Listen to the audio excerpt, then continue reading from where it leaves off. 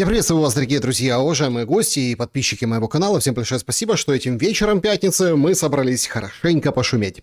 Небольшие, скажем так, просадки по шуму. Связано все исключительно с обычными физиологическими вещами, с определенным закашливанием. Техника барахлила и техника, так сказать, аппарата тоже. Но я думаю, что все наладится и будем встречаться чаще. И очень большое спасибо всем, кто пишет в комментариях: «Шелест, ждем шум, давайте шуметь». А есть что обсудить сегодня. И, как всегда, этот проект «Шум», он направлен исключительно на то, чтобы нас объединить трезвым взглядом на все происходящее. Поговорим сегодня о многом, поговорим сегодня о разном. Сегодня на самом деле очень насыщенный шум, и я максимально хочу, чтобы вы вовлекались в него. «Шум» — это такой проект, где мы обсуждаем совершенно разные темы, разные заявления, разные вещи, но делаем это как? Да? В комментариях пишите, что думаете. Мы открыты абсолютно и полностью к вашим мнениям. Друг к другу мы открыты, потому что наш шум создает резонанс. Ну вот одна игра в города чего стоит, да? Кто откуда, пишите. Лас-Вегас, я видел, ждет, и Пинск ждал, шумел, и Москва на связи, Чернигов на связи. Игра в города, Киев шумит, спасибо большое, Киев, привет. Значит, игра в города — это наше объединяющее. Где слышно шум? Где?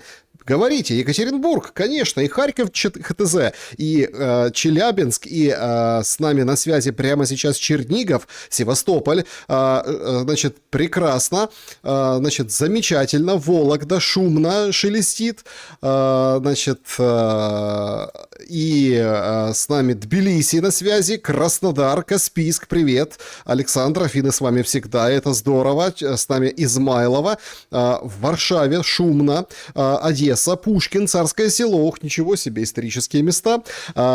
СМД-10, Германия, Кременчук, Нурлат, значит, здесь, ну, так, наверное, кто-то кому-то обращается, думаю, вряд ли есть такой город Нурлат.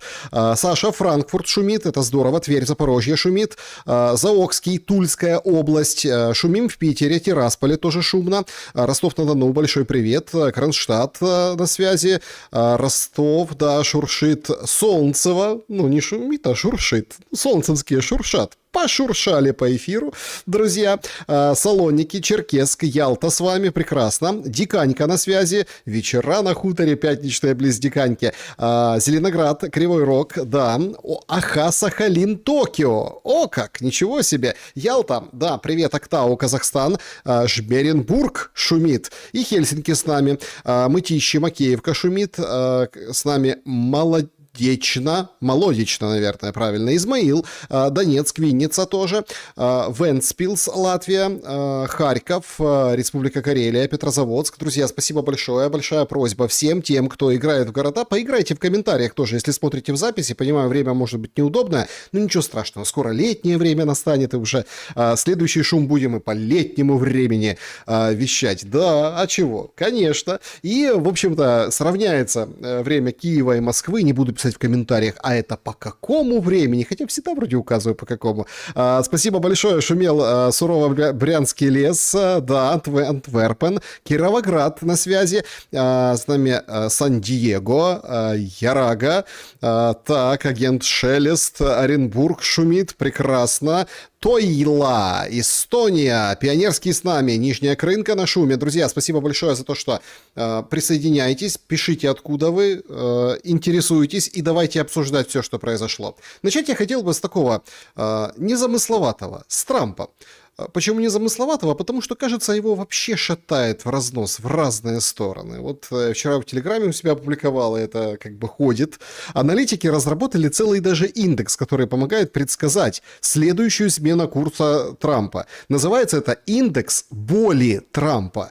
Он доказал свою эффективность в предыдущих крупных поворотах. Индекс боли объединяет изменения рейтингов одобрения за 1 месяц, ожидание инфляции на 1 год и динамику индекса S&P 500, доходность векселей.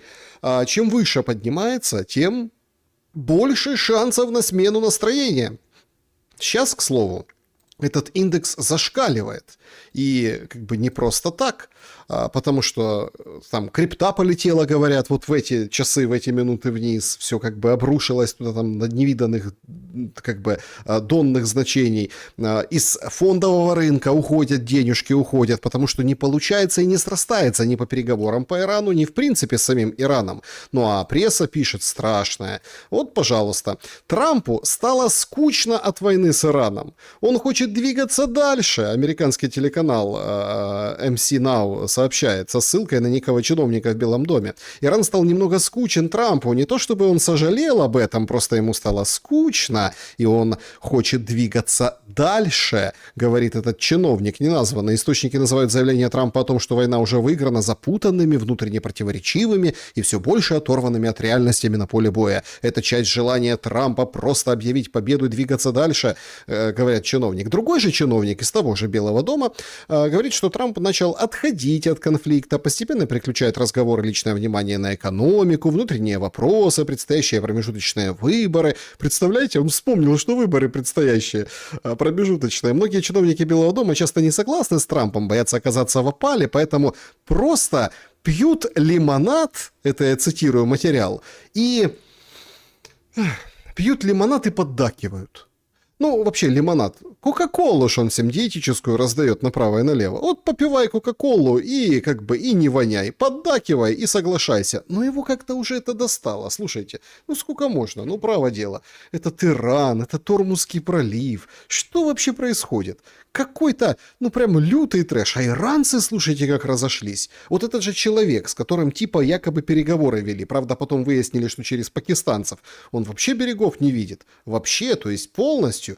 Выходит вот с такой, как бы с таким месседжем, да, это спикер иранского парламента Мохаммад Бакир Галибаф, и говорит, как США, которые даже не могут защитить своих солдат на базах в регионе и вместо этого прячут их в отелях и парках, смогут защитить их на нашей территории. И правда, Иран ждет вовсю вот этого наступления. Сейчас там уже выписывают, сегодня вот прошлой ночью, Нью-Йорк Таймс уже все решено. Будет наземная операция. Зайдут, захватят острова, все захватят, всех победят. Ух, как будет! А ничего не происходит. Потому что как бы захватывалка не подрастает. Скучно Трампу. И, в принципе, где-то его можно понять. Где-то можно понять Трампа и почему ему скучно. Потому что ничего не получается. Ведь гораздо веселее, когда все спорится, все движется вперед, все рвется, как бы вырывается из узды.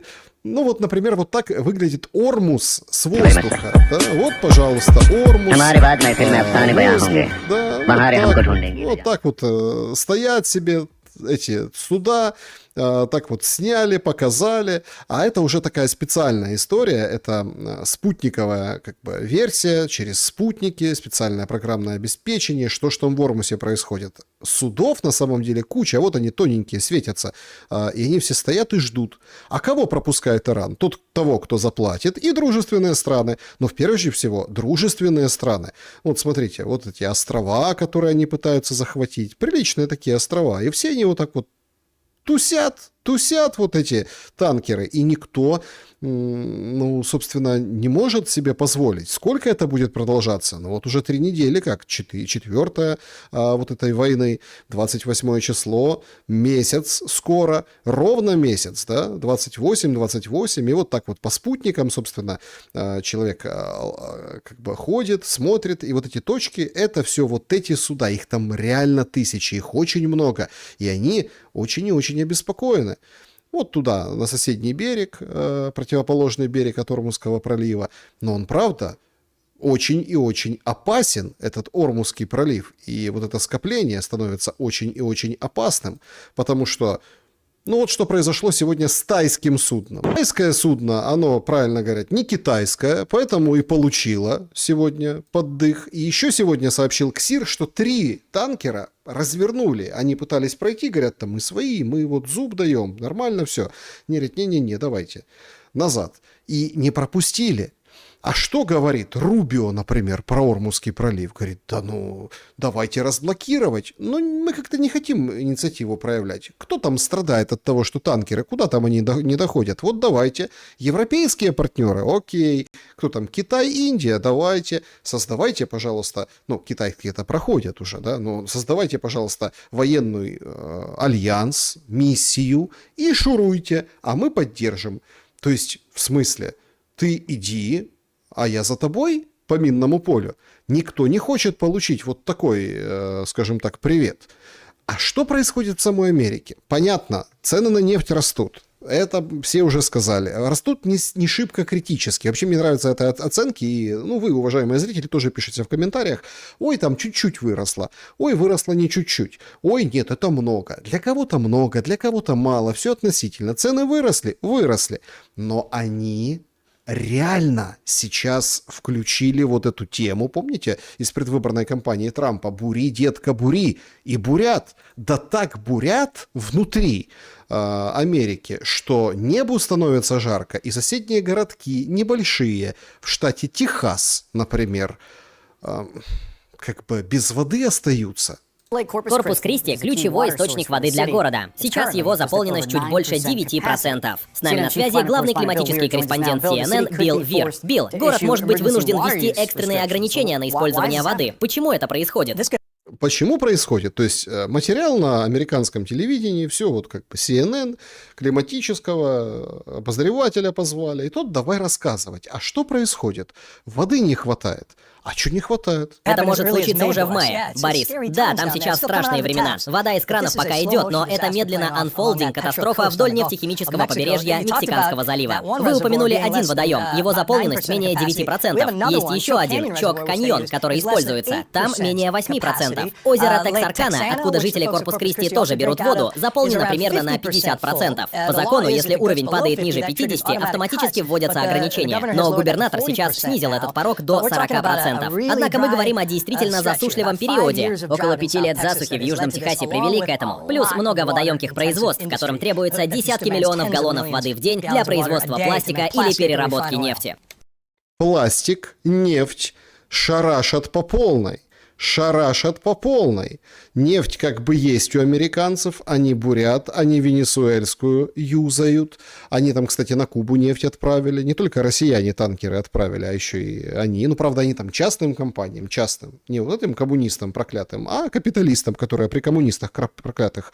То есть нефть нужна. И все понимают, что нужны очень серьезные интервенции. Распаковали резервы, залили, ну эти же резервы тоже нужно чем-то наполнять. И вот они сейчас в 3 смены, в общем, шарашат американцы, как бы добывают нефть, перерабатывают ее, пластик, нефтеперерабатывающая разная, химическая промышленность. Ну, а воды нужно много, а жителям не хватает. То есть вы понимаете, какой перекос перешел?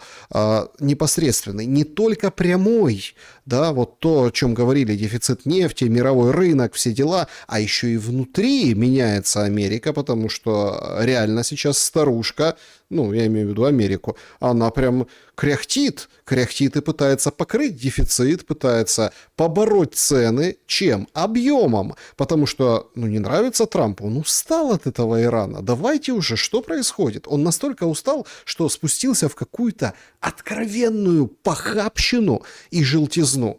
Включился утром сегодня на Fox News. Он как бы намекнул, что мы вырубили Аятоллу-младшего. Вырубили? И тебе ЦРУ говорила, что Аятолла-младший гей? Ну, они говорили, но не знаю, только ли они. Но думаю, многие это говорят. То есть сидят вот эти там как бы фоксовцы, но они ж любят Трампа, и Трамп их любит, и они с ним по телефону, а давай Трампу позвоним, а давай. Ну и давай как бы, смотрите, мы там вырубили Аятоллу, ну вот этого предыдущего, а что с этим, ну или как ранили. А что, почему ЦРУ утверждает, что он нетрадиционен, Аятолла, и спрашивают об этом у Трампа. А Трамп говорит, ну, не только ЦРУ говорит, вообще все говорят, вообще куда ни плюнь, сразу попадешь вот в этого нетрадиционного. То есть вы вдумайтесь, какой это, ну, просто дешевый ход. но это просто что-то с чем-то. Понимаете? Это все равно, что ты противостоишь как бы режиму, который олицетворяет, возглавляет сейчас новый аятолла, сын убитого отца, значит, семья там покоцана, то есть перелопачена, внучка эта маленькая, как бы не прощают иранцы этого все, а ты сидишь у себя на телевидении, на своем лояльном канале с улыбающимися, скажем так, жаждущими сенсации фоксовцами, говоришь, что он гей. Что задает им не самый лучший старт в этой конкретной стране, понимаешь? Я даже усмехаюсь про себя, когда вижу, как люди пытаются защищать палестинский режим.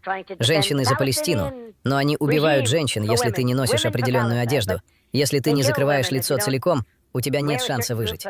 И знаешь, когда я смотрю на геев за Палестину, но они убивают геев. Убивают мгновенно, сбрасывают с крыш. И я спрашиваю, а кто эти геи за Пелоси? А у них приличное количество геев за Пелоси. То есть у него своя история, у него Пелоси, у него демократы, у него вот эта вся тема.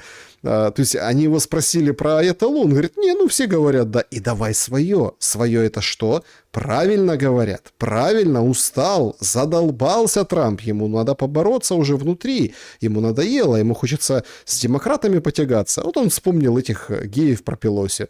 И теперь думаю, знаешь, я очень хорошо прошел по гей-голосам. Хорошо? У меня даже гей-гимн был выходной музыкой. Ладно. И думаю, это, наверное, помогло мне, но я выступил отлично. Ни один республиканец никогда не получал столько голосов геев, как я, и я очень горжусь этим. Думаю, это здорово. Подожди, это он на что намекает? Это он на сотрудничество с аятоллой намекает? Он, значит, тут же сенсация, они же обсуждают, как это, ориентация нового аятоллы, а тут говорит, смотри, я и под песню выходил, под гимн этих людей на предвыборке, и вообще за меня максимально республиканцы никогда не получали таких голосов от этих людей. Так и с аятоллой тоже нормально будет. Возможно, потому что я из Нью-Йорка, не знаю. Но гей-гимн был моей выходной музыкой, и думаю, это, вероятно, сыграло роль. Но только представь, геи за Палестину, а они убивают геев в Палестине. Так что, когда они это слышат, думаю, мы, наверное, можем это обсуждать. Но это не должно быть слишком сложно. Конечно, слишком сложно не то, но попроще. Попроще надо. Но вы понимаете, до какой желтухи опускается убийственная, тяжелая мировая война, которая переворачивает полностью цепочки поставок, полностью логистику, полностью мир. Сейчас я серьезно, я хотел тоже показать, потом думаю, ладно, это переработка переработанного. Прям тиктоки и соцсети, рилсы всякие заполонили люди, которые находятся в разных уголках мира и которые говорят, слушайте, так и началось. Есть корпорация, ассоциация международная энергетическая, и они призвали все страны, внимание, все страны ограничить продажу топлива, экспорт топлива, ограничить, скажем так, потому что нехватка. Более того, я сегодня, это еще посмотрим, как расширится эта информация, но сегодня там министр энергетики даже России ограничил продажу бензина с 1 апреля, такая новость проходила. То есть мы сейчас, Словения там первая была, которая там ограничения вводит, но это по понятным причинам, это на уровне вот этого шока от того, что нефть брать негде и нефтепродукты тоже. Получается очень интересная картина, и тут такая новая пандемия, новая конспирология, что всех посадят на локдауны, потому что, тупо не будет топлива возить и перемещаться. Почему позакрывали авиасообщения? Вирус же был, да? Вирус. Правда, кончилось все. И вакцины, и бустеры, и все на свете вещи с войной в Украине. Я всегда подозревал, что нечто подобное может завершить и войну в Украине. Все забудут об этой войне, плюнут, и как есть, так и есть, мать его так, и будут заниматься конкретно вот этим локдауном. Потому что, смотрите, Ормузский пролив, беда, и вовсю люди это обсуждают. И между собой комментируют, кто-то говорит, что это бред, крутит пальцем у виска, подумаешь, понятно, что Ормузский пролив, это, конечно, серьезный удар, там не только нефть, не только там сера, не только какие-то еще компоненты. Нет, подождите, в мире хватает всего, логистика, в принципе, нормальная, это просто серьезный удар, подорожание, но локдауном не приведет. Но уже начинают прям вводить эти ограничения на экспорт топлива. Следующее будет транспорт. То есть вполне себе глобалисты ухватились за эту повестку и могут выкрутить для мира, прям для всего большие потрясения. Сейчас там наши иммигранты, они сидят тоже как бы в Южной Америке, поперебирались, там кто в Аргентину, кто там в Уругвай, кто еще куда-то, кто в Чили, и говорят, елки-палки, как хорошо, слушайте, как хорошо, вообще, то есть как хорошо, что мы так от них далеко, от этого всего ужаса, который трясет мир, а мир правда трясет, а Иран не останавливается. Вот, пожалуйста, 2 дня назад выходит представитель Ирана и вот четко заявляет, и по делу, на все эти перемирия Трампа. Он, кстати, сегодня продлил и говорит, 10 дней перемирия. Было 48 часов, потом 5 дней, а сегодня говорит, 10 до 6 апреля. Ну, имеется в виду не перемирие, а вот эти удары по электроснабжению. Хотя сегодня Иран заявлял, что Израиль и США нанесли удары по химическим заводам, по разного рода другим предприятиям, которые как бы подпадают под вот этот вот вариант перемирия. То есть Трамп рассказывает одно по телеку про геев Палестины и про то, что он миротворец и говорит, давайте договариваться, а по факту удары-то продолжаются. Поэтому резкий Иран никого не удивляет. Стратегическая мощь, о которой вы так хвастались, обернулась стратегическим поражением. Тот, кто претендует на мировое супердержавие. Если бы мог выбраться из этой западни, давно бы это сделал. И не называйте свое поражение соглашением. Эпоха ваших пустых обещаний закончилась. Сегодня в мире есть лишь 2 лагеря. Истина и ложь. И ни один свободолюбивый праведник не поддается на влияние ваших медиа. Ваши внутренние разногласия достигли уровня переговоров с самими собой. Не будет ни ваших инвестиций в регионе, ни прежних цен на энергию и нефть, пока вы не осознаете одну вещь. Стабильность в регионе обеспечивается сильной рукой наших вооруженных сил. Стабильность достигается через силу. Заявляем прямо. Пока наша воля этого не допускает, ничто не вернется к прежнему состоянию. Эта воля проявится лишь тогда, когда мысли о действиях против народа Ирана полностью исчезнут из ваших грязных умов. Наши первые и последние слова с самого начала были, есть и будут такими. Никто вроде нас не будет мириться с кем-либо вроде вас. Ни сейчас, ни когда-либо.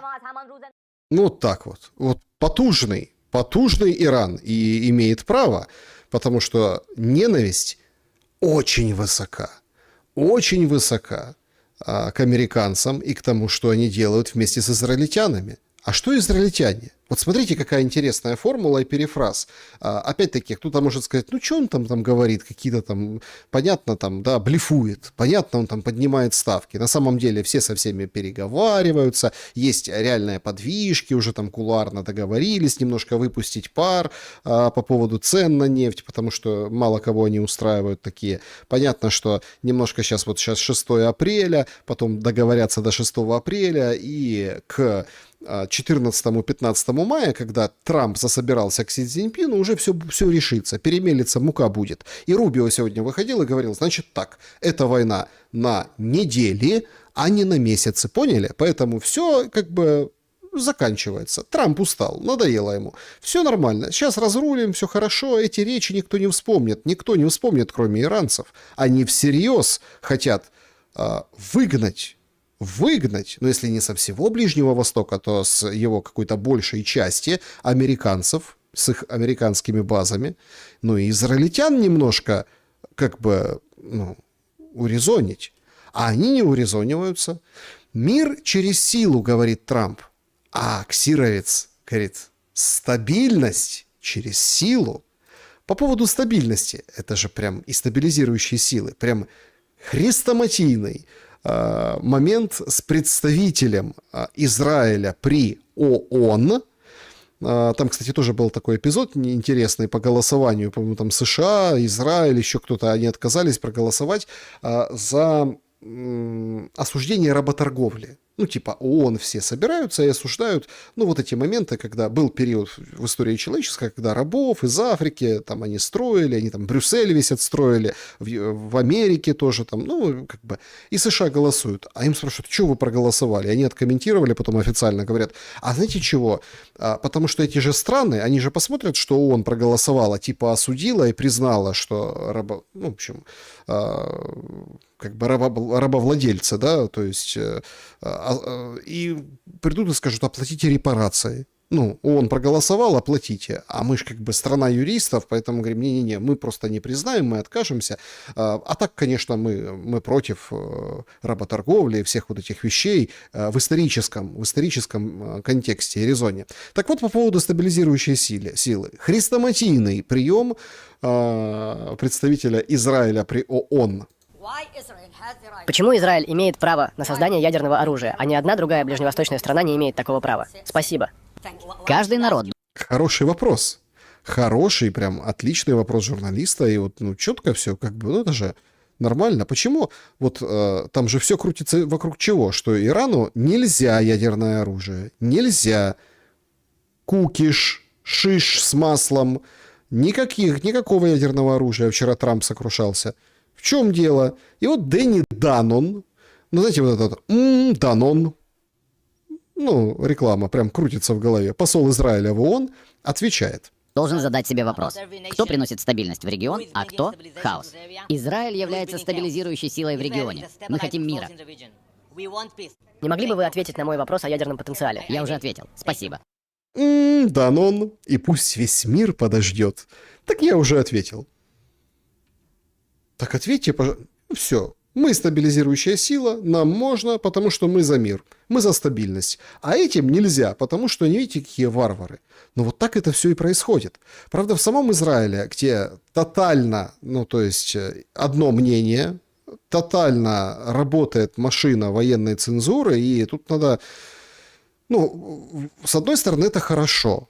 Ну вот для Израиля исключительно. И тут надо как бы их похвалить, что они могут так население, могут вот это вот все сдерживать. То есть они могут обсуждать все, что угодно. Свобода слова на высочайшем уровне. Телемарафона нет в Израиле. Они там обсуждают партии, чубятся друг с другом, там хватают за грудки, трясут. Но когда речь идет о войне, тишина. Одна позиция, что все сбивается, ничего не долетает. Если что-то долетает, это жуткая трагедия. В общем, проклятый Иран. Американцы все сбивают. Вообще они руководящее звено, мы номер 2. И не выдумывайте, если ты считаешь, что это Израиль подтолкнул Америку к вот этой войне на Ближнем Востоке, то ты антисемит. Причем мало кто понимает разницу между там антисемитом и, да, вот антисионистом. А тут уже, походу, надо применять эти разные понятия, потому что к евреям, к народу Израиля претензий нет, а вот к этой как бы группировке, коалиции Эпштейна, ну, тут уже многие вещи всплывают, и многие, правда, немножко прозревают от всех этих вещей. Так вот, там внутри у них прям разные взгляды, вот проскакивают совершенно умопомрачительные вещи. Значит, один из руководителей, ну так, если проще назвать, мэр села, поселения на севере, там у них тоже, ну не кибуцы, а вот эти другие там, да, поселения, он попадает, как он плачет на камеру от того, что ж вы натворили. А что ж вы натворили? Куда ж вы? А они же, что Цахал, как под шумок с войны с Ираном, они вот прут на Хизбаллу. Кстати, Хизбалла, Хамас тоже в пунктах требования Ирана по урегулированию. Типа не надо их уничтожать и трогать. Все, давайте. Это договоренность, которая вызревает, и я, в принципе, надеюсь, что вызревает на фоне усталости Трампа, она касается и их тоже. Но Израиль решает эту проблему и, так сказать, идет вперед сухопутно. Отодвигает Хизбаллу, подрывает мосты через речки и, в общем-то, но получается... Ну, как-то, судя по эмоциям приграничного села руководителя, не очень. Сколько это еще будет продолжаться? Мы сражаемся за свой дом. Мы делаем все, что в наших силах. Но за нами нет государства. Без государства победы не бывает. В одиночку невозможно. Вы разрушили Кирьят-Шмано, разрушили приграничные поселения. Вы уничтожили все, просто все. Что вы делаете? Что вы делаете? Господи, что ты делаешь? Либо скажите прямо, что не способны справиться с этим, и отпустите нас, либо уже сделайте то, что необходимо. Ну, в общем, истерика, настоящая истерика, потому что там у них на севере Израиля не все так гладко. В соцсетях появляется разного рода информация о том, что не все так просто. Значит, утверждают, что Хезболла устроила танковую бойню израильской армии, которая вторглась на территорию Ливана. В результате обстрела пострадали до 21 израильских танка, а также 2 бульдозера Д-9 и 2 автомобиля Хамви. Подтверждено уже полное уничтожение 6 танков, и это серьезный удар для Израиля, он даже не продвинулся дальше приграничных деревень. Израиль отказывается признавать число погибших солдат на Ливанском фронте и говорит, что все идет по плану, мол, мы никуда и не торопимся. Хотя задача была, даже по карте можно посмотреть, 15 километров лихо, но топчаться как бы на одном месте, и не получается. Неуспех сопровождает. И вот понятная истерика мужика из приграничного села.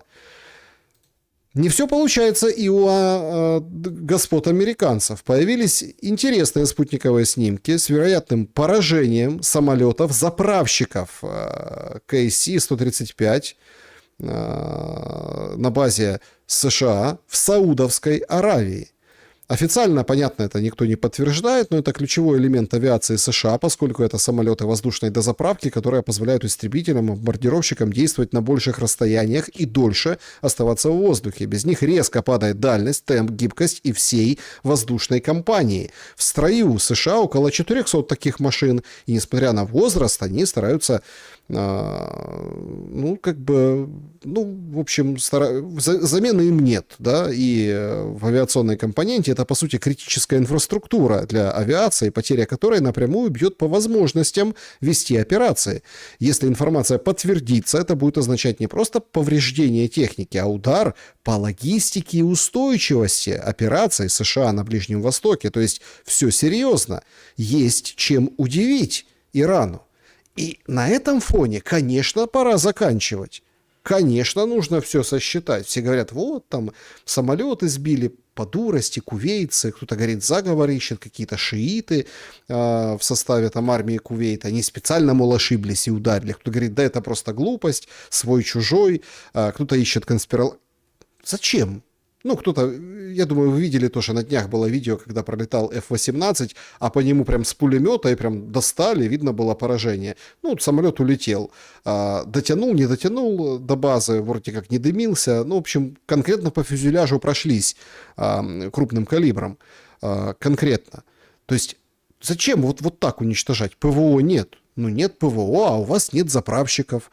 А плечо должно быть длинное, потому что большие авианосцы...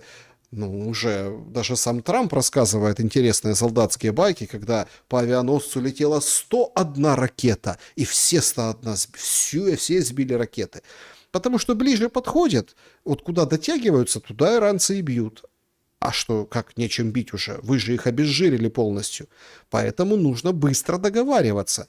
И действительно, недели, но не месяцы.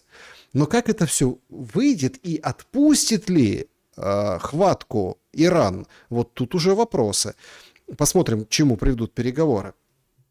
Зато, кажется, российско-американские переговоры очень и очень успешно проходят.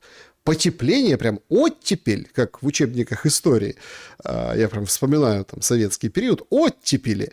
Ну вот вам и оттепель, пожалуйста. Депутатов Госдумы отправили в Америку. Они там толкуют о том, чтобы дипломатические отношения возобновить. Анна Паулина Луна их там сопровождала. И, та, которой Дмитриев подарил шоколадки с цитатами Путина. И депутаты Российской Госдумы ходили и диву давались, что происходит, какая красота в этом вашем Конгрессе.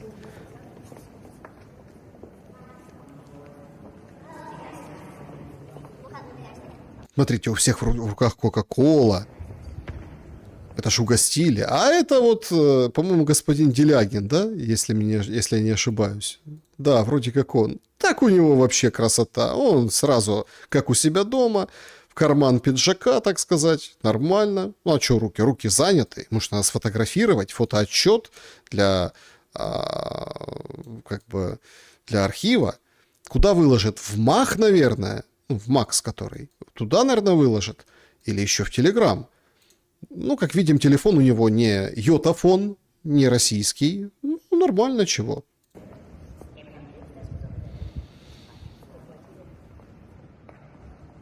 Ну, вот это Анна Паулина Луна смотрит, говорит, смотрите, давайте, наслаждайтесь, гости дорогие, что ж вы ничего не едите, кока-колкой запиваете. В общем, хорошо съездили, замечательно.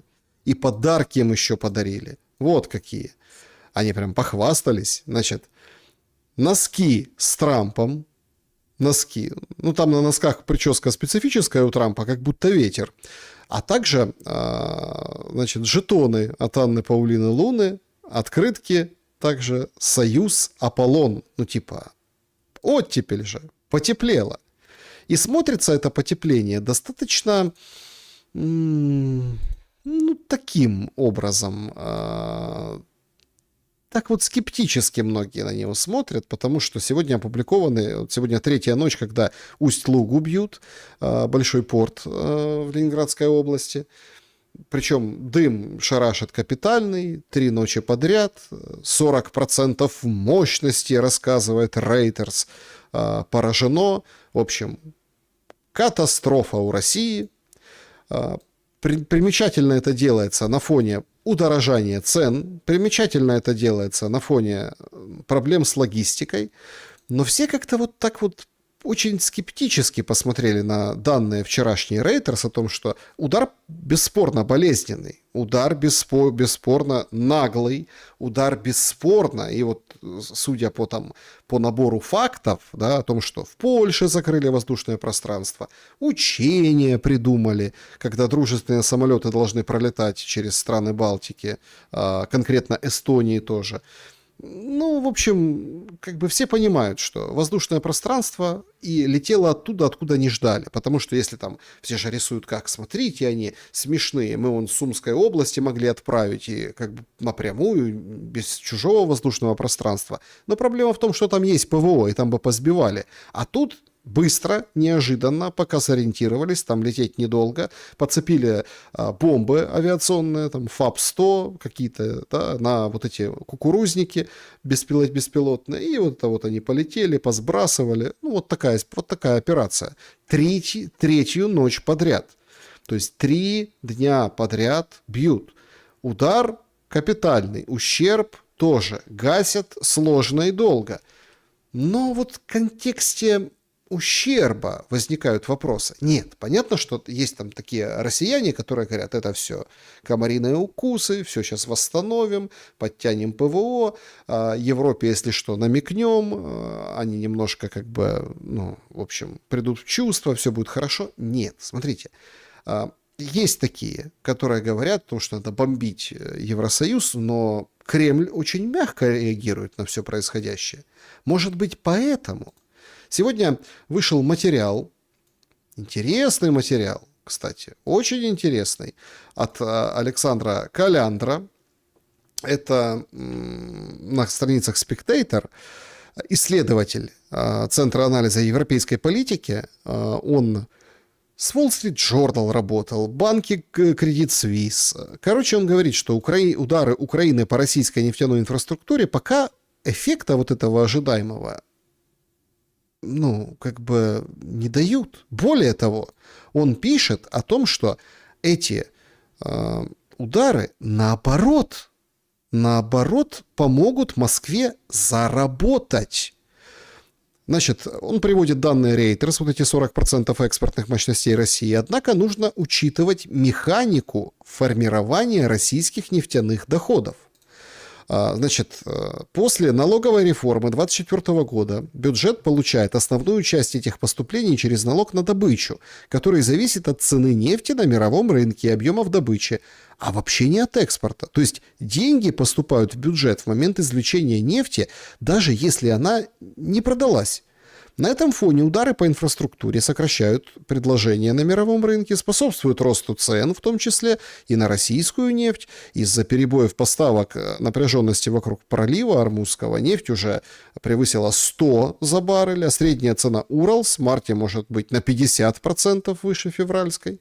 Это напрямую увеличивает доходы российского бюджета, пишет аналитик. То есть это не бравада. Ну как, не совсем бравада. Это математика.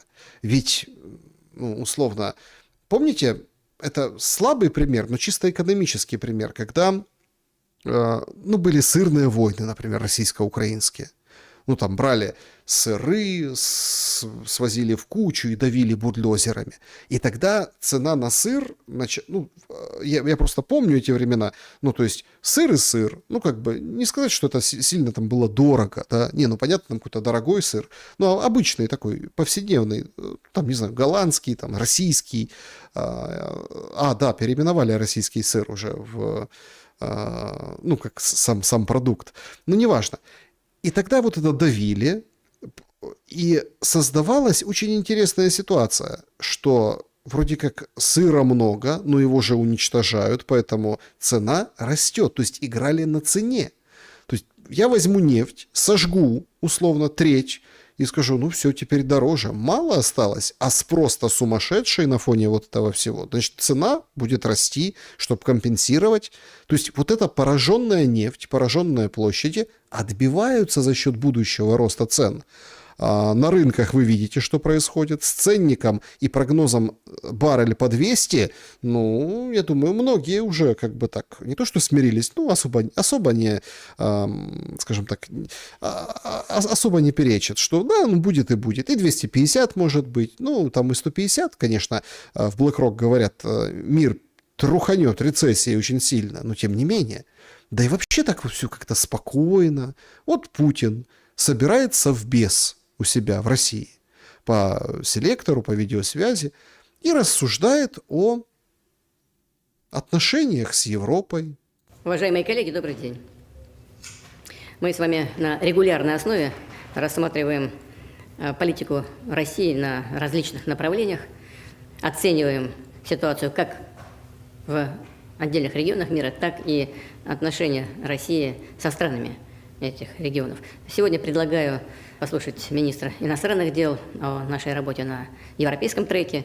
Понятно, что отношения России со странами Европы находятся в кризисе не по нашей вине. И ссылки на украинские события здесь не имеют достаточных оснований, потому что сам европейский кризис произошел по вине и прежней американской администрации, и ряда ведущих европейских стран. Это они поддержали госпереворот на Украине, который затем и стал причиной всей цепочки трагических событий, которые до сих пор на украинском направлении происходят. То есть с Европой не лады, потому что это они. Это не это они. Это вы виноваты. Чего это вы тут? Эстония, небо, Усть-Луга, вот этот самолеты дружественные с прицепленными авиабомбами. Это все кризис отношений, да, но в кризисе-то вы виноваты. Европа должна признать, и что с прошлой администрацией наломала дров. Признать и, в общем, пойти, так сказать, на контакт. А он говорит, так а мы открыты, мы не отказывались от восстановления отношений. Но сейчас не будем говорить о причинах, поговорим о том, в каком состоянии все-таки находятся наши отношения с европейскими государствами, с Евросоюзом в целом. И еще раз хочу подчеркнуть, мы никогда не отказывались от развития этих отношений, о восстановлении этих отношений. Давайте послушаем Сергея Викторовича Лаврова, который сделает соответствующие оценки, ну и свои соображения сформулирует по поводу того, как мы будем дальше работать на этом, на европейском направлении. Спойлер, работать будут. Работать будут, и очень интересно. Лавров, кстати, по-моему, заявлял о том, что американцы хотят забрать трубу Северного потока. Американцы. Слушайте, это вообще какая-то замечательная история.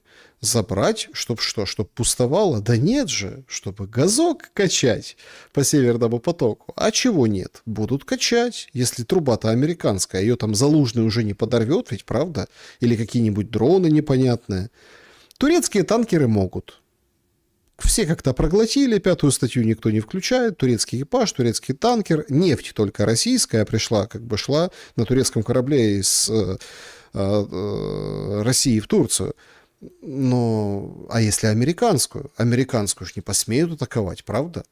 вообще нет. Ну, разве что Иран, а также никто же как бы не будет воду баламутить. Европа-то не будет, британцы-то не будут своими бэками кошмарить. Нет, конечно. Ну, так и войну можно заканчивать, а чего нет? Решение конкретно за Путиным. Вот они на фоне вот этих достаточно дерзких ударов с территории Евросоюза. Это практически понятно. Я не могу утверждать, мы не можем, мы не знаем до конца, и никто это официально никогда не признает. Но, судя по всему, так точно. Песков, говорит, в темную использовали, а там, может, и в светлую. Ну, вот они сидят и думают, как с Европой отношения наладить. Ну, вот сидят и думают. А все те, кто, например, говорят, что это война может быть, и причем большая, и Зеленскому, в принципе, хотелось бы, чтобы Европа включилась и тоже повоевала, чтобы открыть условный второй фронт, Балтийский, да, и вот там-то как раз и полегче будет в Украине. Вот такой же расчет, второй фронт, как это, высадка в Нормандии, высадка на Балтийском море, побережье, представляете, союзники, там шведы, кто там, финны. Правда, никто не рвется воевать. А получить за Украину могут и достаточно крепко по щам. Ударов после таких откровений о НАТО Трампа вчерашних я показывал, да, с Димурой был эфир. Но это же откровение. Мерц говорит, Иран не наша война. А ему Трамп говорит, так Украина тоже не наша война. А что вы НАТО? А вообще я разочарован НАТО. Да, НАТО, пошли вы с вашим НАТО. А без Америки они как бы не сунутся. И поэтому проглотят эти удары. Но Россия не бьет, она надеется зарабатывать. И, судя по всему, заработает. А эскалацию и вот эти волны поднимать до неба вот как-то не работает. Даже вот смотрите, абсолютно хайповый, абсолютно, такой оторви и выкинь. Пишет прям, как вот прям от души, без политеса какого-то, любого политического. Медведев. Ему задают вопрос, так а что с мобилизацией? Будет в России мобилизация? И вот Медведев там едет в поезде, смотрит советский фильм про войну и разговаривает с журналистом. Ну, слухи всегда существуют какие-то, но в настоящий момент нет никакой необходимости объявлять новую волну мобилизации. Тех лиц, которые заключили договор, контракт о несении военной службы в войсках для участия в объединенной группировке войск в ходе специальной военной операции вполне достаточно для выполнения всех боевых задач. Все, конкретно четкое заявление. Зачем оно сделано? Сейчас же там по разным соцсетям опять вспоминают, помните вот эту песенку «Выходи гулять со мной», «Выходи гулять», типа 29 марта, Москва, выходим на митинги, ограничение интернета, блокировка Телеграм, полностью вот это вот все, Чебурнет, вот эти все вещи, мы должны выйти. Это все подготовка типа к мобилизации. Вот вам официальное заявление. Все, сглаживаем углы, никаких дополнительных сил не нужно. То есть, если есть мобилизация, она идет себе, никого принудительно и насильно. В общем, хватит войск, хватит чего, нормально. Оружия хватит, и оружия хватит. Все идет, как принято говорить, по установленному плану, утвержденному Верховным главнокомандующим. Значит, мы сумели добиться очень высоких темпов производства самых различных видов оружия, военной техники, средств поражения. Ну, иначе мы просто не смогли бы воевать, потому что на стороне нашего противника воюет весь западный мир. А мы сами себя снабжаем всем. Поэтому в этом смысле пусть не волнуется, у нас с оружием все в порядке, и в случае необходимости мы его будем применять. Неоднократно говорилось, что мы к переговорам мирным готовы. Ну, переговоры переговорами, а вот оружие будем применять. Оружие, все хорошо с оружием, все нормально. Такой убаюкивающий стук колес, все нормально. Но Медведев не был бы Медведевым, если бы не сказал, что события на Ближнем Востоке, вот это вот чехарда с Ираном, к ядерной войне ведут. К ядерной войне ведут все эти события. Мы все надеемся на мирное разрешение любого конфликта. Я думаю, что в ближайшее время, как это не печально прозвучит, невозможно. Потому что силы, которые задействованы в нем, находятся в крайне антагонистической позиции. Они ненавидят друг друга. Ненавидят друг друга эти силы. А что ненавидят? Ну, повоевали, помирились. Вот многие же так говорят, да, и вот насчет, сейчас дальше там будет сравнивать Россия, Украина, да, и вот эта вот история Израиль, США против Ирана. Нам же как говорят, ну, возьмите, помиритесь, чего уж тут. А украинцы говорят, в смысле помиритесь, ракеты, дроны, а россияне говорят семьи, в смысле помиритесь. Он вернулся домой в Россию матушку без ручек, без ножек, понимаете? Или там вообще где-то прикопали и... ну, как бы нет человека, без вести пропавший, как помирились. То есть вот эта вот боль, она есть с двух сторон. И она это не дает. А там эта боль усилена 100 крат, потому что там не просто там убили руководителя государства или украли, как с Венесуэлой, а там, простите, уничтожили вместе с семьей духовного лидера.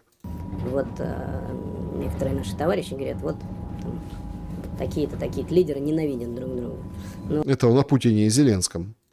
это все, конечно, разговоры, а на самом деле уровень ненависти, который сейчас присутствует на Ближнем Востоке, особенно после убийства лидера, верховного лидера Ирана и, по сути, лидера шиитского мира, мне кажется, делает такого рода мирный способ разрешения иллюзорным.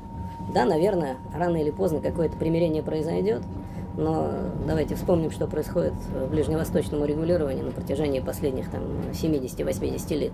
Никакого мирного урегулирования там нет и в помине, только хуже и хуже. Вон, значит, то один конфликт, то другой, то Газа. Но и этот конфликт не внес успокоения. Поэтому мой прогноз такой: мирного разрешения этого конфликта пока не просматривается.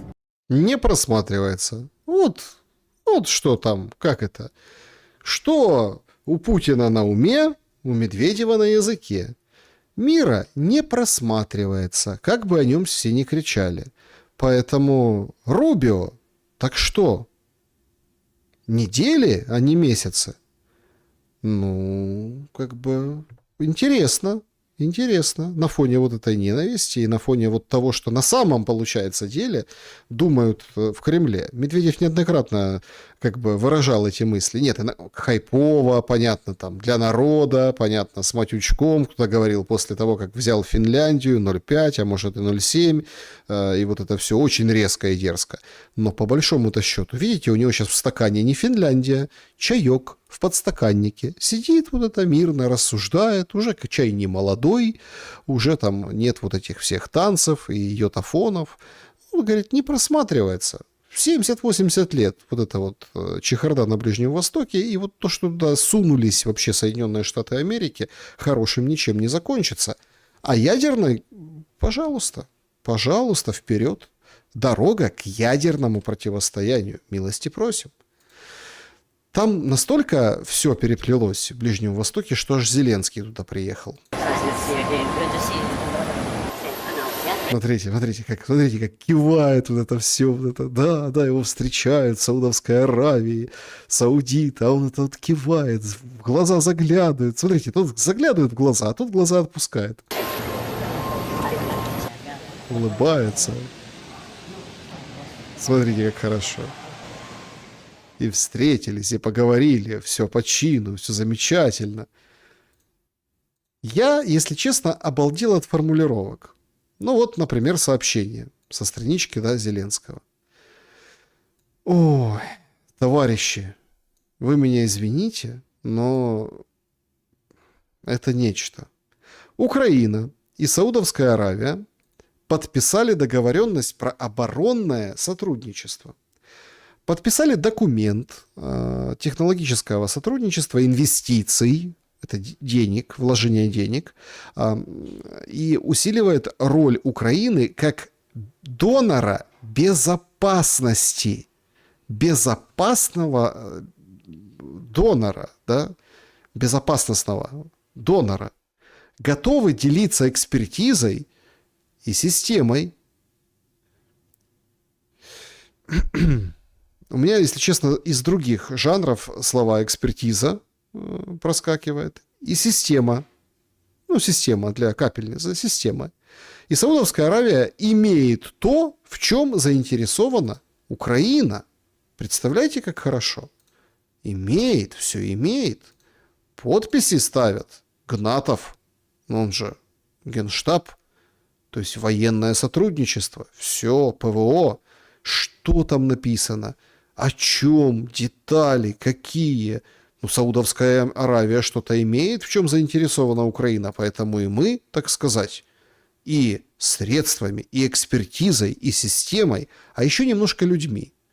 Вот, люди, которые, простите, да, но сосланы Зеленским на Ближний Восток.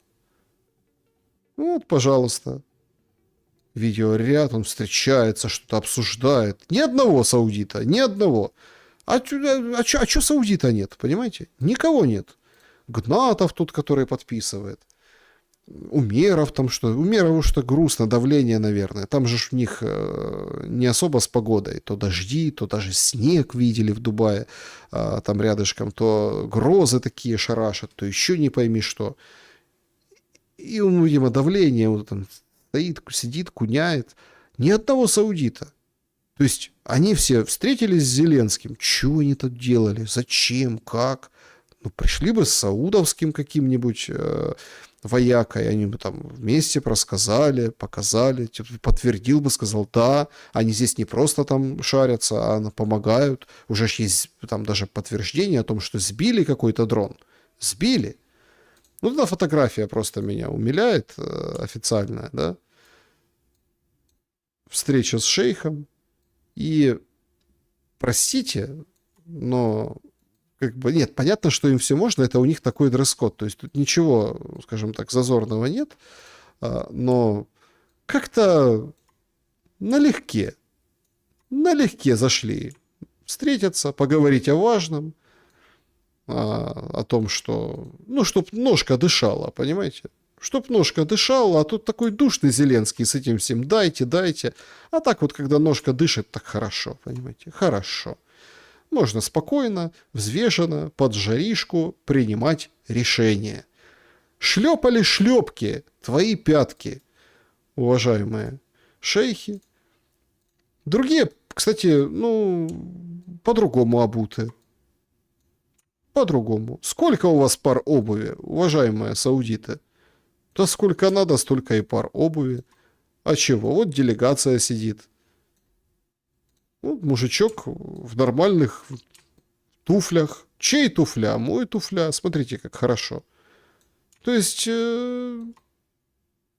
кто постарше, тому можно, конечно, чтоб ножка дышала, а кто вот по дресс-коду, так сказать. Под кого переобувается Зеленский? К чему я это все? Вот сказать сложно. Что там конкретно великого было подписано, тоже непонятно. Технологии, экспертиза, системы, вон наши специалисты. Никто их не показывал в деле. Ни один араб не сказал, что вау, да, они молодцы. Сами они только рассказали, и Зеленский рассказал, что там какой-то там дрон сбили, еще там что-то сбили. Ну, каким-нибудь там дроном-перехватчиком. То есть у нас нет какой-то компании из этих стран, которые заявляют, и журналисты, которые напишут, скажут, что да, хорошее подспорье.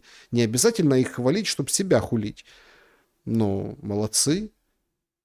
Это Зеленского пиар-компания. Это вот все равно, что в той же Саудовской Аравии сегодня сообщили.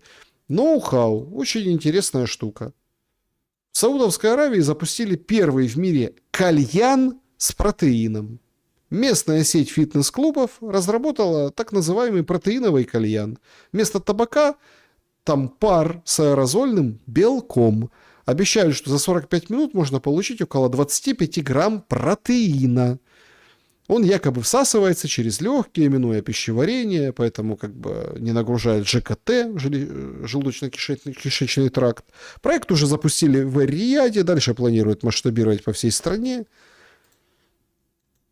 То есть это как бы вот так, понимаете? Вот это ноу-хау. А что там привез? Какое ноу-хау Зеленский? Вот тут возникают вопросы. Где обратная связь? Подписали договор о сотрудничестве, что-то интересное есть у саудитов для Украины, а дадут они? Катарцы «Миражи» не дали. Они же хотели обменять на самолеты «Миражи» свои вот эти пукалки, дроны, которые там, они, конечно, тоже развиваются, но уже признают эксперты, что все равно идет на скорость, на реактивность, и Герань-5 уже эти массовые дроны-перехватчики уже просто это деньги, ну, как бы выброшенные на ветер. Значит, что? Значит, надо кому-нибудь продать. А лучше обменять на что? О, на самолеты. А саудитов можно окрутить вокруг пальца. Но там же их не получится, потому что один в шлепанцах, а другой в туфлях. И они компенсируют, так сказать, друг другу. Кому-то пожарче ножки, кому-то попрохладнее. Поэтому очень странный визит Зеленского. Очень странный. Тем более на фоне, что другого оружия вообще не предвидится. Политико сегодня пишет. США уведомили своих союзников о том, что будут перебои в поставках Украине оружия, особенно перехватчиков для комплексов «Патриот». Ракет не будет для «Патриотов». На фоне операции против Ирана, ну, такая реальность. Отмечается, что решение Вашингтона поставит под угрозу ключевую программу, в рамках которой союзники покупают оружие у США и передают Киеву. Речь идет о ПУРЛ. Рубио заявил, что оружие пока не перенаправляют, но в принципе все возможно. То есть он не подтвердил, не опроверг, но Политико уже об этом написала. Все, дефицит оружия. И как они носились с этим пурлом. Я сейчас представляю вот эти другие страны, которые там по миллиардику вносили, там Германия, по-моему, кто-то из скандинавских стран докинул что-то в пурл. Так все, пурл помер. Нет пурла. Американцы говорят, не, ну вы деньги сбрасывайте, мы поставим оружие когда-нибудь. Нам сейчас оно очень нужно здесь. Рубио так выходит и говорит, что простите, ну, извините, простите, но как бы это наше оружие. Мы хотим продаем, хотим не продаем, поэтому пурл это хорошо, но у нас есть другие вещи, которые нам нужны. Расход же сумасшедший. И по беспилотникам, и по новым, и там бэкам. Уже все там, вся номенклатура на Ближнем Востоке замечена. И ракетам-ловушкам их там фиксируют в земле, они так встреют в землю. Те, которые должны были... Там есть ракеты-ловушки у самолетов F-18, по-моему. В общем, и вот там все как бы живет. А тут Украине. Все. Политико сообщила, будут перебои. Еще очень интересно, и, наверное, самое главное заявление сегодняшнее Рубио, сделанное там пару часов назад, о том, что Зеленский врет. Зеленский врет.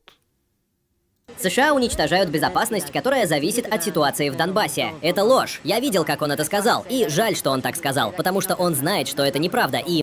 Значит, смотрите, там немножко некорректный, наверное, перевод, но имеется в виду... США как бы говорят гарантии безопасности в обмен на Донбасс. А Рубио говорит, это ложь. Ему-то этого, ему так никто не говорил. Ему говорили не это. Ему говорили очевидное. Гарантии безопасности не вступят в силу, пока не закончится война, потому что иначе ты в ней участвуешь. Ты втягиваешь себя в войну. Хорошо, что такое гарантия безопасности? Это войска, которые готовы вмешаться и обеспечивать безопасность. Если ты вводишь это сейчас, значит ты втягиваешь себя в войну. Ему очень ясно сказали, и он должен был понять, что гарантии безопасности вступают в силу только после окончания войны. Но это не было привязано к тому, уступает ли он территории. Не знаю, почему он говорит такие вещи. Это просто неправда. Что с ним? Что с ним? Что с ним? Кальян протеиновый покурил. Ноу-хау. 25 грамм белка. Покурил кальянчик. Все. И качалочку. У него ж там комната отдыха. Периодически дверь открывают, так, когда он сидит за столом с кем-то фотографируется. А там тренажерчики, там штангочка. Курнул кальяна протеинового из Саудовской Аравии. Сейчас вообще непонятно, кто лжет. То есть, ну давайте разложим с другой стороны. А зачем Зеленскому врать? В принципе, эту историю подтвердил и Буданов. Говорит, ну так а что, бином Ньютона, понятно, уходите из Донбасса, дадим гарантии. То есть, уходите из Донбасса, заканчиваете. А Рубио, говорит, никто не говорит. То есть, участник переговоров Буданов это подтвердил вчера. Рубио сегодня это опроверг. Говорит, война, чтобы закончилась. Они же что предпринимают? И в этом отношении американцы как бы не дети. Они понимают, что приморозить войну, то есть как бы не закончить, не полностью решить, с обязующими документами, с выборами, с переформатом, вообще пересборкой Украины, ну, то есть они хотят просто приморозить, выборы какие-то провести для проформы, для виду, а может и не проводить, а может провести парламентские, а не президентские, а Зеленский как? Зеленский с нами всегда, он наш аятолла, елбасы наш. А потом получить гарантии, бумагу, а потом что-то произойдет вдруг на линии боевого соприкосновения под каким-то непонятным серым чужим флагом, показать, трясти этой бумагой перед американцами, сказать, смотрите, Конгресс проголосовал, вы, Белый дом, давайте вводите свои войска. И втянуть Америку в войну с Россией. То есть войска ядерного государства на свою сторону. С точки зрения Зеленского красиво. Но зачем ему лгать по поводу Донбасса? Рубио. Хорошо, предположим, что Рубио лжет. И действительно такой, и он как бы сохраняет лицо. Но погодите, ну это же дипломат, да, он же дипломатией занимается, он говорит только часть фразы. Вторая часть фразы «закончить войну». Как? Как? По вот этим пунктам вы на переговорах говорили, что все пункты пройдены. Рубио четко говорит, мы донесли Украине, чего хочет Россия, четко и внятно. Поэтому Буданов такой нервный с журналистами, поэтому вот Зеленский вот это вот все поперся в Саудовскую Аравию, чтобы напоследок хоть что-то продать. Но Зеленский прикрывается Донбассом, чтобы войну не заканчивать. Вот и все. От него никто не просит заканчивать войну. А что такое Донбасс? Донбасс – это Славянск и Краматорск. Значит, есть такой военный Руслан Краснов.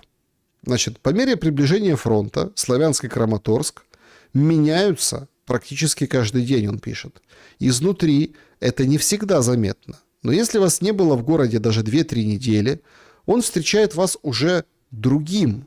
Количество разрушенных зданий растет. К шахедам, кабам теперь FPV-шки добавились, дроны-ждуны тоже тут как тут. Атмосфера становится тяжелее, люди печальнее, все понимают, что ничего хорошего эти города не ждет, несмотря на то, что здесь еще много детей и молодежи. Я так понимаю, заехал или на ротацию, или к своим и посмотрел. 2 недельки побывал, одна история, а сейчас другая. И на войне все так. Бомбят лихо. Технологии развиваются тоже. И у России тоже есть возможность следить за территорией Украины через спутники. То есть это не какой-то там ноу-хау, это их натовская разведка. Россия следит за каждым метром Украины из космоса.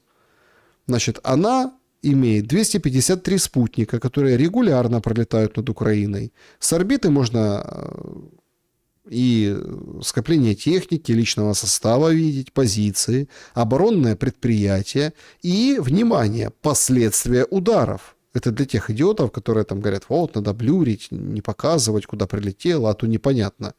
Китай тоже присоединился к слежке. У Китая 1094 спутника.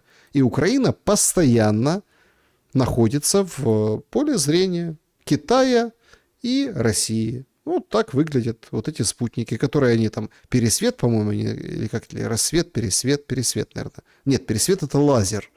Ну, короче, вот эти они еще партию запустили. То есть видно все, и поле боя видно. И китайские разведданные тоже. Все. Это не какой-то секрет. И вот так мы понимаем, что Донбасс где люди мрачные, детей много, но они понимают, что надо будет уезжать, дроны, кабы, прилеты. То есть, судя по всему, участь этих городов будет печальной.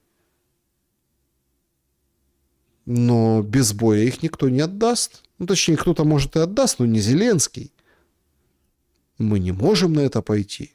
Мы будем драться за Донбасс. Ну и продолжают драться. Сегодня Deep State сообщила, что село Гришино пало. Его пытались обходить там с разных сторон. Ну, все, теперь оно потеряно, сообщает Deep State. Также фиксируются там на запорожском направлении кое-какие продвижения. И ты понимаешь, а что ты можешь противопоставить? Оружия нет. Будут перебои по Пурл. Но если у тебя в Пурл перебои, то всегда спасут ебалы. Правильно. Ебалы спасут. Вот Федоров занят делом. Значит, насчитываем баллы за работу снайперов, мобильных огневых групп и армейской авиации. Систему Е-баллов расширят, в программу включили, сообщает Федоров, снайперов и малую ПВО. Добавляют снайпинг. Баллы начисляются за подтвержденное поражение из снайперских систем. Мобильные огневые группы, армейская авиация тоже могут претендовать на Е-баллы. За новые методы применения технологий против врага будут начислять значительно больше баллов. Ну типа, творите, вытворяйте, творчество. Больше уничтоженных целей, больше начисленных баллов. За них можно получить дроны, рэп, роботизированные комплексы. На сегодняшний день подразделения сделали заказов на 20 плюс миллиардов гривен. Гривен! Представляете? 20 миллиардов уже будут распределять заказано за Е-баллы. За Е-баллы. И никто не говорит, что войну нужно заканчивать. Такой интересный эпизод. Вот у меня был на неделе Игорь Мосейчук. А мне так, редко мне попадается. А тут он как бы зашел, в другую компанию. Ой, как интересно получилось. Ми можемо вийти з Донбасу. Перше питання, друге, Запорізька атомна електростанція. Ну, ми втратимо Запоріжжя, блядь. Почнуть наступ на Одесу, Миколаїв, зайдуть до мене на Полтавщину, відріжуть нафтовидобуток. Уже не Бензя, представник країни-агресора, прямо каже, наступні всі ці умови перемовин будуть зовсім інші. І ми вже тоді по-інакшому поговоримо. Ігор, а народний депутат каже, навіщо ви пропонуєте капітуляцію, щоб люди А погодили? я хочу... Зачем ты предлагаешь капитуляцию? Раздракодили Мосейчука. Ой, раздракодили. Говорит, капитуляцию ты предлагаешь? Он говорит, так будут в Запорожье, будут дальше, будут там в Полтаву. Сейчас вообще там интересные карты показывают. Вот если взять и оставить Донбасс, да, то получается очень такая интересная клешня вокруг Харькова. Прям клешня. И там вот можно прям Харьков раз и замкнуть. Понимаете? И Изюма не будет, там ничего не будет в Харьковской области. То есть, там интересно. Как бы имеется такая стратегическая аналитика.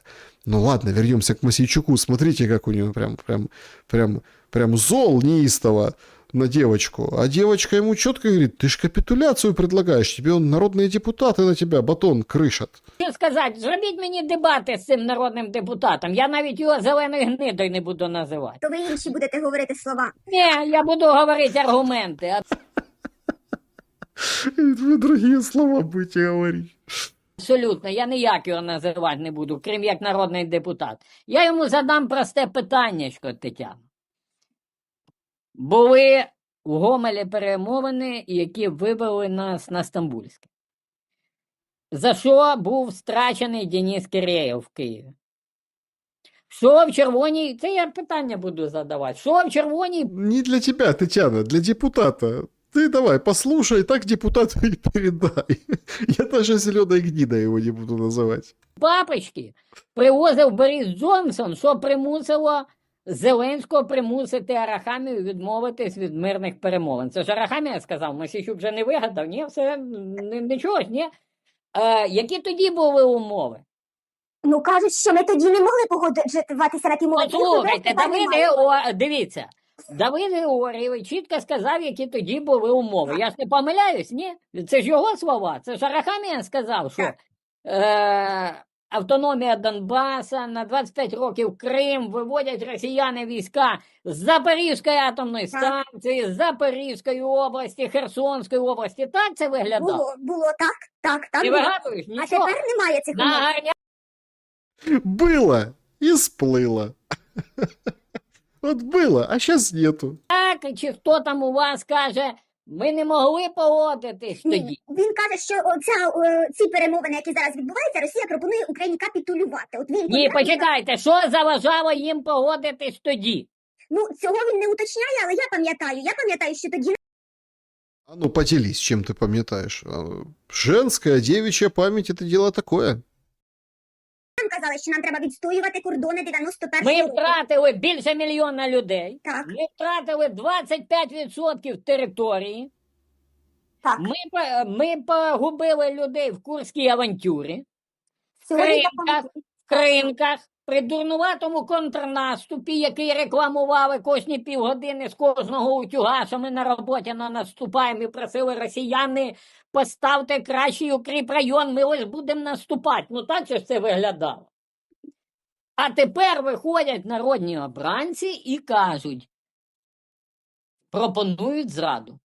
А в мене питання, а готовий народний обранець застрелитись, якщо наступні умови Росії будуть в рази гірші, якщо будуть вимагати весь лівий берег, якщо ми до цих 25% ще втратимо 10-15%, якщо ми втратимо ключові промислові міста і гірнорудні басейни, вихід до моря, що тоді він скаже? І мільйони знову життів. Що тоді він скаже? Але ж це питання не до народного депутата, це питання до головнокомандувача Це країни. питання до народного депутата, бо вони при владі терплять диктатора і узурпатора. А Ну, в общем, вот так. Интересная встреча. Причем самое интересное, тут же как такой момент. Она говорит, тут депутат говорит, это капитуляция. А он же говорит ему, подожди, а если вот это вот, а если сейчас будут требовать другое и больше, сейчас мы потеряем Понимаете, в чем дело? Тут же как, многие люди, они немножко не понимают слово «потеряем». Вот смотрите, почему вот я показал этот пост военного, который там, видимо, ну, ротация, там 2 недельки был в отпуске, вот он 2 недели до, 2 недели сейчас, Славянск-Краматорск. Потому что он уже потерян. Там вот как Доброполье. Вот Доброполье. Украина. Не сдали. Воюем. Там даже были контрнаступления. Но к жизни там нет. Шахты закрылись последние. Все. То есть гоплык. И вот это и входит в глагол «потеряли» или там «потеряем». Жизни не будет.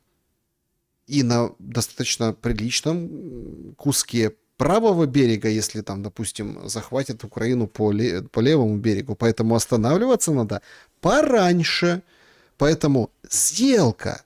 Просто американцы, они более циничны, это же там, это не их жизни, не их территории. Трамп говорит, вообще это не наша война. Ну а тут надо сделку провернуть. Сделку. В России, кстати, тоже есть очень интересное высказывание по поводу того, что что-то они тоже не так воюют. Что-то какая-то неправильная война, миролюбивая. Тут недавно всех... Ну, я видел, что обсуждались, давайте тоже в шуме пошумим, над выражениями Сатановского. Есть такой товарищ, и он... У него там на канале Соловьева был период, прям много его было. Сейчас вроде как говорят, там его нет на фоне израильских событий. Но, может, врут, клевещут. Не знаю, не слежу за Соловьевским каналом, но тем не менее. Он как-то вот начал по-другому петь уже не соловьем, а сатаной. Люди исключительно мирные, поэтому 4 года мы воюем на одном и том же месте. Поэтому ни один железнодорожный туннель или депо, или путь, ведущий в Европу, или трубопровод, ведущий из Европы с завода Лукойла, по которому ГСМ поступает танком на фронт, не уничтожен. Была уничтожена пара мостов с очень мутными последствиями для тех наших военнослужащих и военачальников, которые это сделали. А возможность уничтожить у нас есть? Может, просто не можем технически? Политически не можем. Олигарха должны вывозить свое добро с этих заводов. Мы не должны логистику мешать. Кроме того, эта бригада смышленых стала намного богаче за время. А Белгород, Курск, да хрен с ними, с Белгородом и Курском, и с тем податным сословием, которое живет в этих никому не интересных регионах. Понятно, что, несчастный Белгород или Курск в куда худшей ситуации, чем Подмосковье или Москва. Но это мы еще не огребли со всех тех фронтов, с которых явно огребем, включая город на Неве. То есть он уже четко говорит, что Петербург, Москва, вперед из песней, все еще впереди. А что теперь поделать? Это еще многие не поняли. Некоторые поняли, когда беспилотники начали летать. Они долетают до Волги, до Урала, они летают по Сибири и Дальнему Востоку, выпущенные отнюдь не сукны. И это отдельная тема. К большому сожалению, спать уже некогда. Спать некогда, просыпайтесь. Тут уже, знаете, вот эти алармистские вещи, просыпайтесь, не просыпайтесь, по большому-то счету, затягивание войны ведет к тому, что война становится больнее. Война становится катастрофической, да, для Украины с ее ресурсами, потенциалом. И больнее там, потому что, как видим, бить могут из территории, совершенно не Украины, совершенно не с Украины. И как солдатики рассказывали, говорят, сидим в части, срочники, все. С соседнего села поднимаются дроны и летят, и бьют. То есть и так есть, и как-то по-другому. То есть и это все видят и анализируют. Поэтому тут два пути: или все заканчивать, брать и заканчивать, или уже как-то воевать по-другому. И тут развилка, куда мы пойдем. Конечно, с точки зрения человека, гуманиста, я лично, я надеюсь, что и вы, уважаемые зрители, за то, чтобы все закончилось, все закончить. Окончание войны породит в Украине хаос. Вот эта вся история, смотрите, этот клей, все расцепится, все развалится. Надо будет пересобирать на тех же силах, на тех же принципах антироссии. Не получится. Но если получится, то не получится долго. Все равно это все рассыпется из-за экономики, из-за долгов, из-за всего остального. Путину просто нужно вот так щелчком закончить войну, и там все. Представляете, война закончилась. Люди скажут: подожди. Так война закончилась. Военное положение отменяй, комендантский час, закрытые границы, ограничения. У нас половина законодательства в Украине подвязана вот уже сейчас под военное время.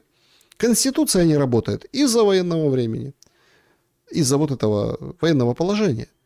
Убери, вынь эту карту военного положения, и вот эта вся надстройка их, что они там ходят, депутаты, мы голосуем, все рухнет.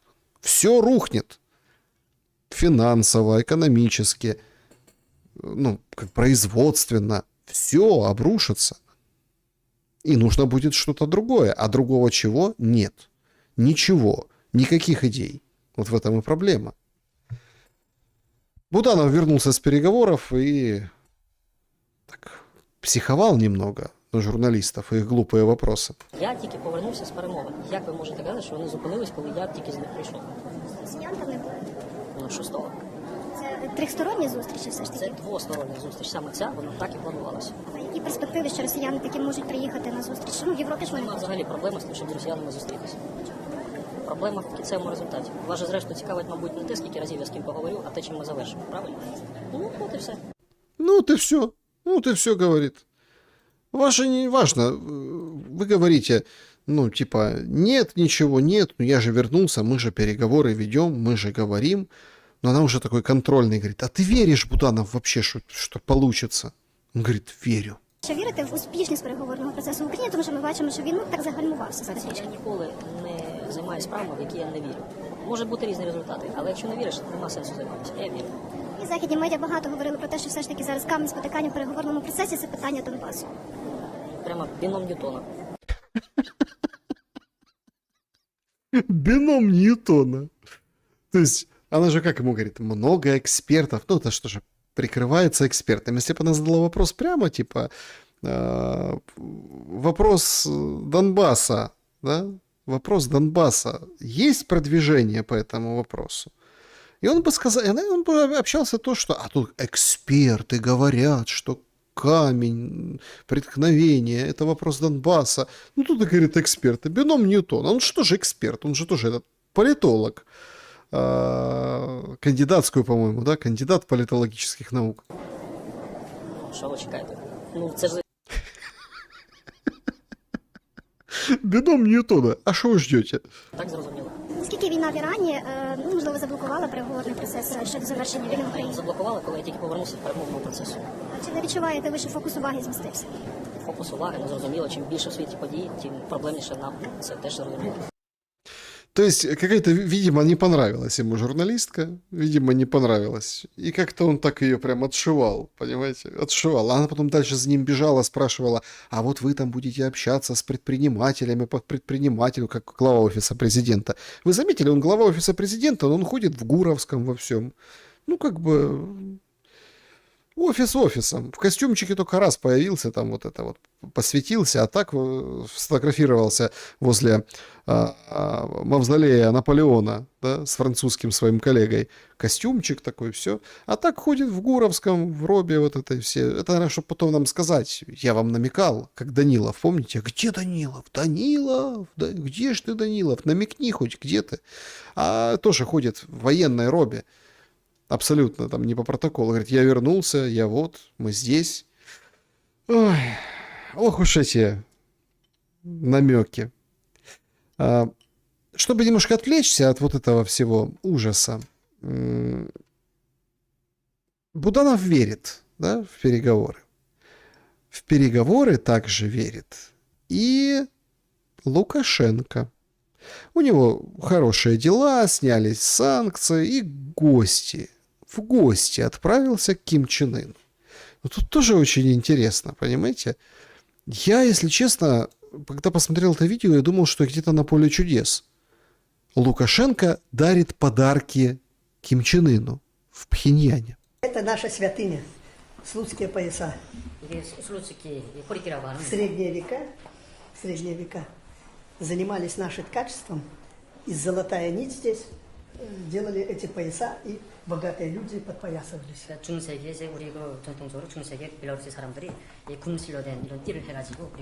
Это передайте вашей дочери.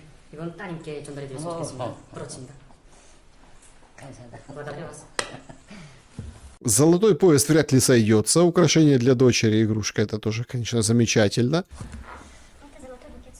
Это золотой букет вашей супруги. Это наш василек, цветок, символ Беларуси. Как цвет называется еще раз? Ким Чен Ын не понял, а как цвет называется? Какой цвет? Индиго. Васильковый. Васильковый цвет. Василек. Это то, что любили генеральные секретари в Советском Союзе. Когда на охоту в Беловежскую пущу ездили, они выпивали вот эти напитки Зубровка и Беловежская. 이 주브로커 술과 벨라베르 술은 예전 소련 때 소련 공산당 총서기들이 벨라베르 술인에 사냥 갔을 때마다 마시고 나도. Это настойка на травах. 그 약초로 만든 술이니까. И белорусский бальзам. 벨라루스에서 만든 발산 술이야. Это можно с чаем, можно с водкой. водкой 타서 먹을 수도 있고. Какая крепость? Оживился он как-то на слове водка. Если можно с водкой, то это прям, ух, ничего себе. Круто. 40. А это вам крестьяне наши передают. 우리 농민들이 지금 전달해 가라고. Собственного производства. 손으로 직접 만든 거거든요. Это современные подарочные варианты, оно не продается в магазинах, но самая лучшая в мире водка. Самую лучшую в мире водку передал Лукашенко. Представляете? Привез. Не продается в магазинах самая лучшая в мире. И смотрите, как он ее бережно взял. Как дед Митька. Как дед Митька с моего подъезда, с 5-го этажа. Слушайте, гляньте, как берет. Прям как женщину. Как вот так вот с нежностью, пухленькими пальчиками. Самую лучшую в мире водку.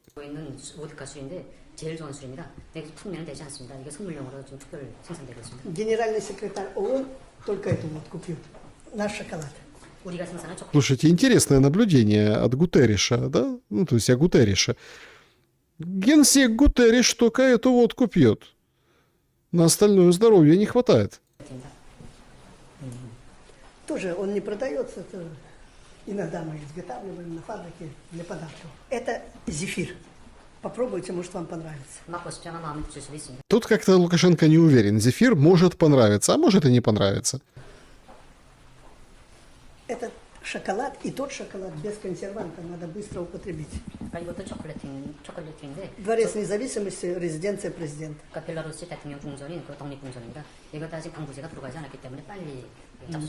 Желательно за 2 недели. Это наш хлеб. Черный.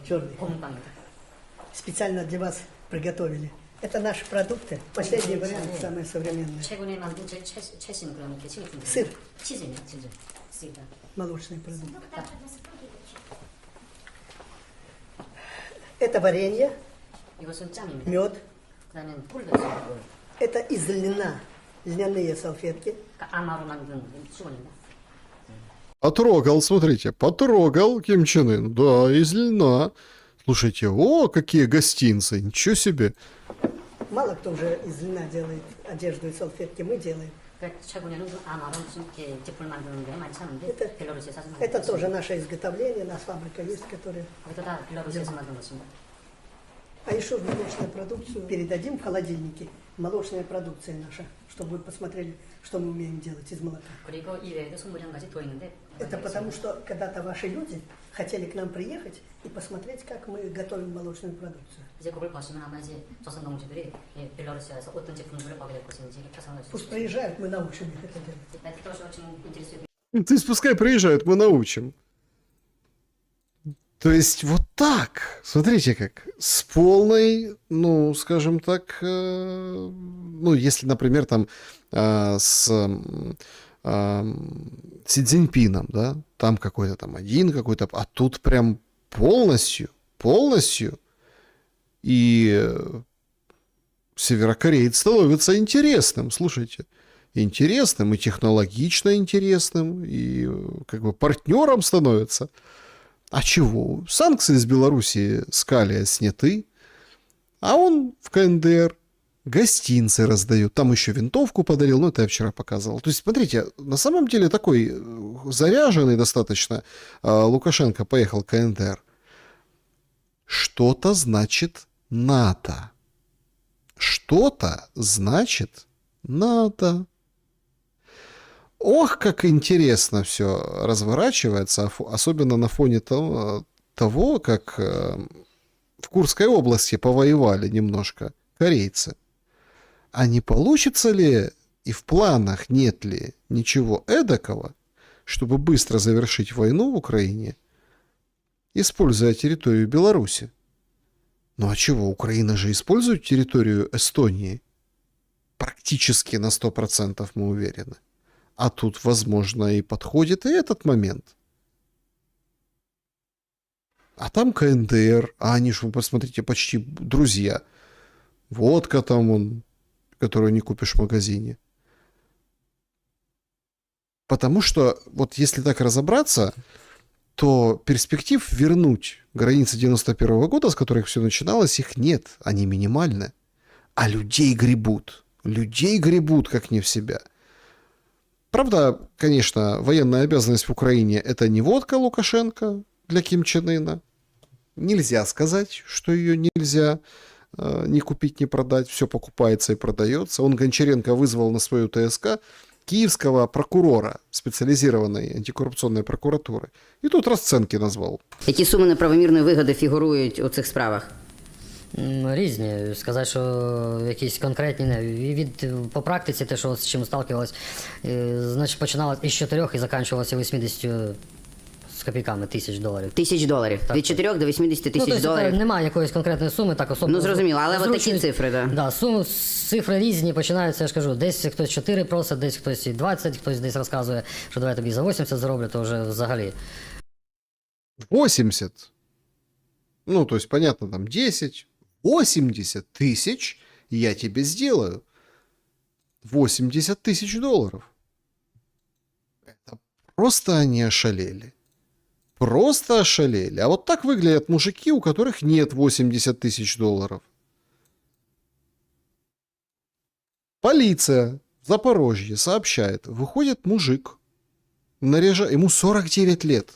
49 лет. Он наряжается женщиной, чтобы выйти купить кофе. Кофе себе купить. Вышел из дому, а его раз наряд патрульный. О, привет, иди сюда.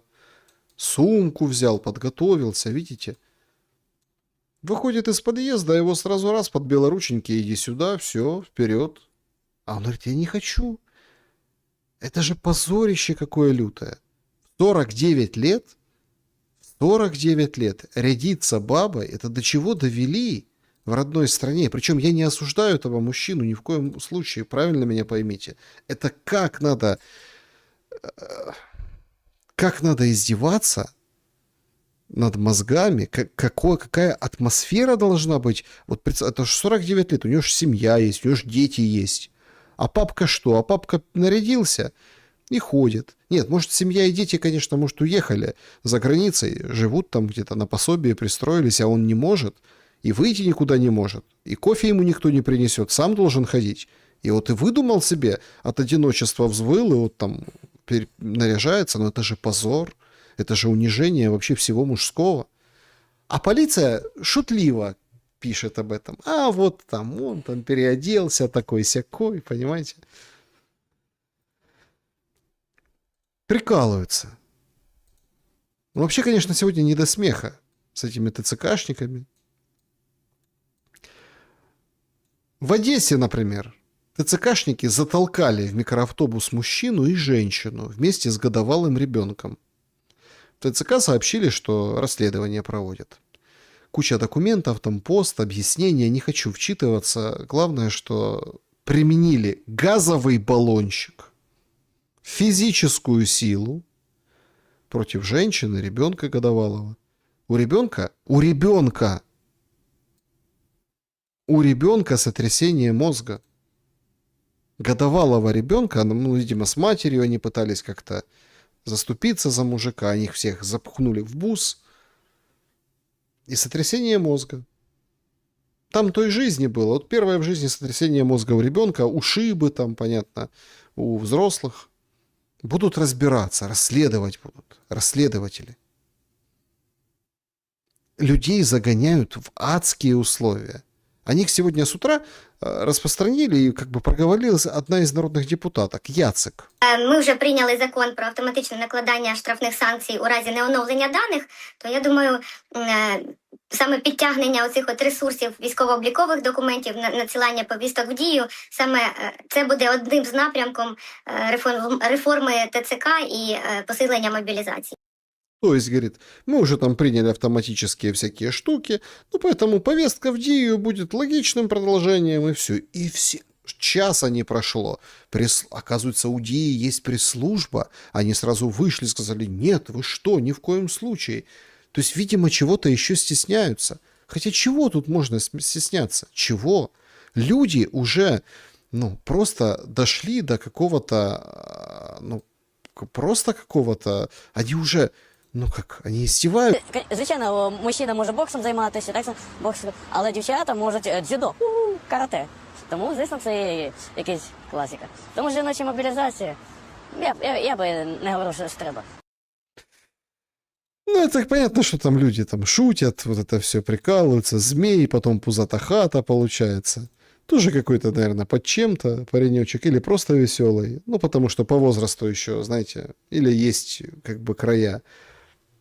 И типа вот так вот хихоньки-хахоньки против женской мобилизации. Но этого вопроса стало очень много в последнее время. Вместе с женщинами, которые внезапно находят себя в базах ТЦК, которых, ну, собственно, не выпускают за границу. А они кинулись, подождите, а как снять? Идите в ТЦК, пришли в ТЦК. Но вы ж тут, а как вас убрать? Через суд и давай судиться. А по-другому никак. Процедуры нет. А как вы там оказались? Так нет образования никакого такого, ну, прикладного, да, которое там заставляет быть военнообязанным в принципе. Да все равно. Все равно. Судись, и ты тоже. И будет и женская мобилизация. Может, не такая вот, не будут за волосы хватать и в бус тащить. Или там глаза выцарапывать. Или впиваться когтями. Интересно, а женскую мобилизацию такого типа тоже будут женщины проводить? То есть женщины с женщинами будут? Но это просто, ну все к этому идет. Об этом очень часто говорят. Все вообще идет к какому-то ужасу и развалу. Харьковская область. Сегодня сообщили, 2 военных в СЗЧ расстреляли 2 мужчин, с которыми выпивали. По версии следствия, в селе Гусиная Поляна 29 января между военными и хозяином дома, и местным жителем произошел конфликт. Когда выпивали, военные расстреляли соседа из автомата, затем зашли в комнату хозяина, выстрелили в голову. Тела они завернули в полиэтиленовые материалы и одеяло, вынесли в нежилое помещение на территории дома и скрылись. 8 марта их удалось задержать в Коростене. Во время обысков изъят автомат, штурмовая винтовка и патроны. По данным СМИ, оба задержанных, внимание, мобилизованные уголовники. Уголовники мобилизованные. Как все говорили, вот, путь исправления. Ну, вот нашли, как скрыться с оружием. И вот, пожалуйста, у них есть оружие. Вы этим уголовникам как бы дали путевку из зоны в их воровскую жизнь. Там побухали, кокнули там, все хладнокровно же, понимаете, все нормально. И сколько таких уголовников? 1000 они набрали. Там 60, по-моему, говорили, или сколько там. Ну, статистика была, помню, сейчас. Сейчас не вспомню. Ну, ничего. Вот они будут, эти уголовники, гулять. И не уголовники гулять тоже будут. С оружиями. И, вот так сказать, промышлять в этой стране, где ничего не заработать. Да и за границей тоже наши промышляют. Вот, пожалуйста, в Польше, сообщают сегодня, правоохранители задержали бывшего сотрудника украинской разведки и его супругу, гражданку Украины. По данным следствия, их подозревали в организации производства поддельных банкнот по 500 злотых. Организаторы обнаружили прямо в квартире оборудование, линия там, для печати фальшивых денег. В нескольких городах проводили операцию, задержали всего 7 человек. И в Европу это перекидывается. Или, например, вот эта история тоже на днях была, как во Франции, косметолога украинского. Девочка-косметолог, она там помогла чуть ли по 1000 человек, колола гиалуронку, колола там всякие витамины, процедуры проводила. Лицензия украинская у нее была, французская в процессе, но жить-то на что-то надо. Вот она и колола всех, ну и сдали в конце концов, что нет у нее. Все. Депорт, уголовка, как так? Оказание медицинских услуг. Потому что дипломы-то не котируются, те, которые там с которыми она могла в Украине работать. А французские надо ждать. А жить на что-то надо. Ну, вот так и происходит. Наши за границей, как могут, выживают. А их периодически хлопают. Сегодня сообщили, Норвегия сообщила, что с 18 до 60 все принимают беженцев, только если у них есть официальная отсрочка или повод не служить. Если ты ухилянт, тебя в Норвегии не примут и не поселят в этой зажиточной скандинавской социалистической стране. До свидания. Первые ласточки пошли. Теперь ухилянтам будут отказывать, а следующий шаг после отказа, например, в беженстве, это, простите, депорт в Украину. Сегодня сообщили, что там на протяжении нескольких месяцев много сообщали об этом, что проблемы даже на фоне миграционной политики в США, и там отправили украинцев, и их всех мобилизовали. Отправили, они пересекли границу, и все, сразу через ТЦК. Жили-жили в Америке, вернулись, все, ты уже служишь. И вот так будет теперь, наверное, с гораздо большим количеством стран. Поэтому надо как-то легализовываться. А хорошо, а если тебе 18 лет, там, было, например, 5 лет назад, или 19, да, и тебе 25 исполнилось, ты вроде как мобилизационного возраста, но ты его достиг. Война же сумасшедшее количество времени длится. Тоже, получается, депортируют. До этого дойдут. И до этого дойдут. Все, сворачивается этот механизм. Получается, с этой властью дурацкой надо что-то решать.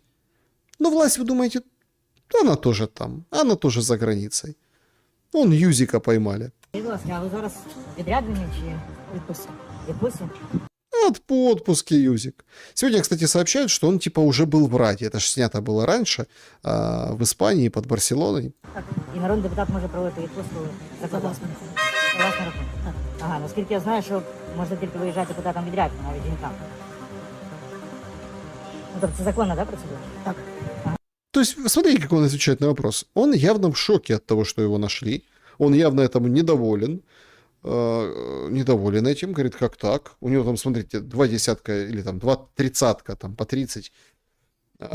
Большое количество яиц. Или поскольку там яйца в Испании, я не знаю, там, в лотке. Обычно в таких лотках 30 штук. У него 2. Он 60 яиц.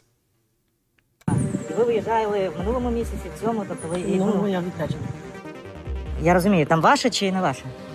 Що моє? Это он про квартиру спрашивает. Твоя или не твоя? Говорит, что мое? Нерухомість. Ні, Не ваше. А на Новий рік були? не пам'ятаю. Ви не пам'ятаєте, де ви були на Новий рік? Представляете, как хорошо Юзик отмечает Новый год? Он даже не помнит, где он был на Новый год. Вот это, наверное, просто... Слушайте, когда в квартале был, там было проще. Там у них план, заранее заказаны корпоративы, заранее все.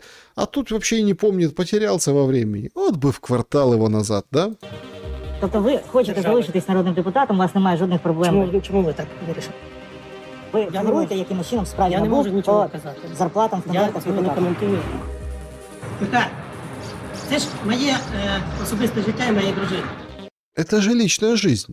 Моя и моей жены. То жена там рядом была. Она, кстати, помощница народного депутата была, а потом сейчас перестала быть помощницей. И это на нее хата записана. Якщо ви покажете це, так, номер, все. Що зараз війна? Так. Так, а скільки родин в Україні ризикують перебуваючи? От зараз війна. Я ж перебуваю теж в Україні. Он тоже в Украине. Это испанский округ. Испанский округ Юзика. Он тоже в Украине.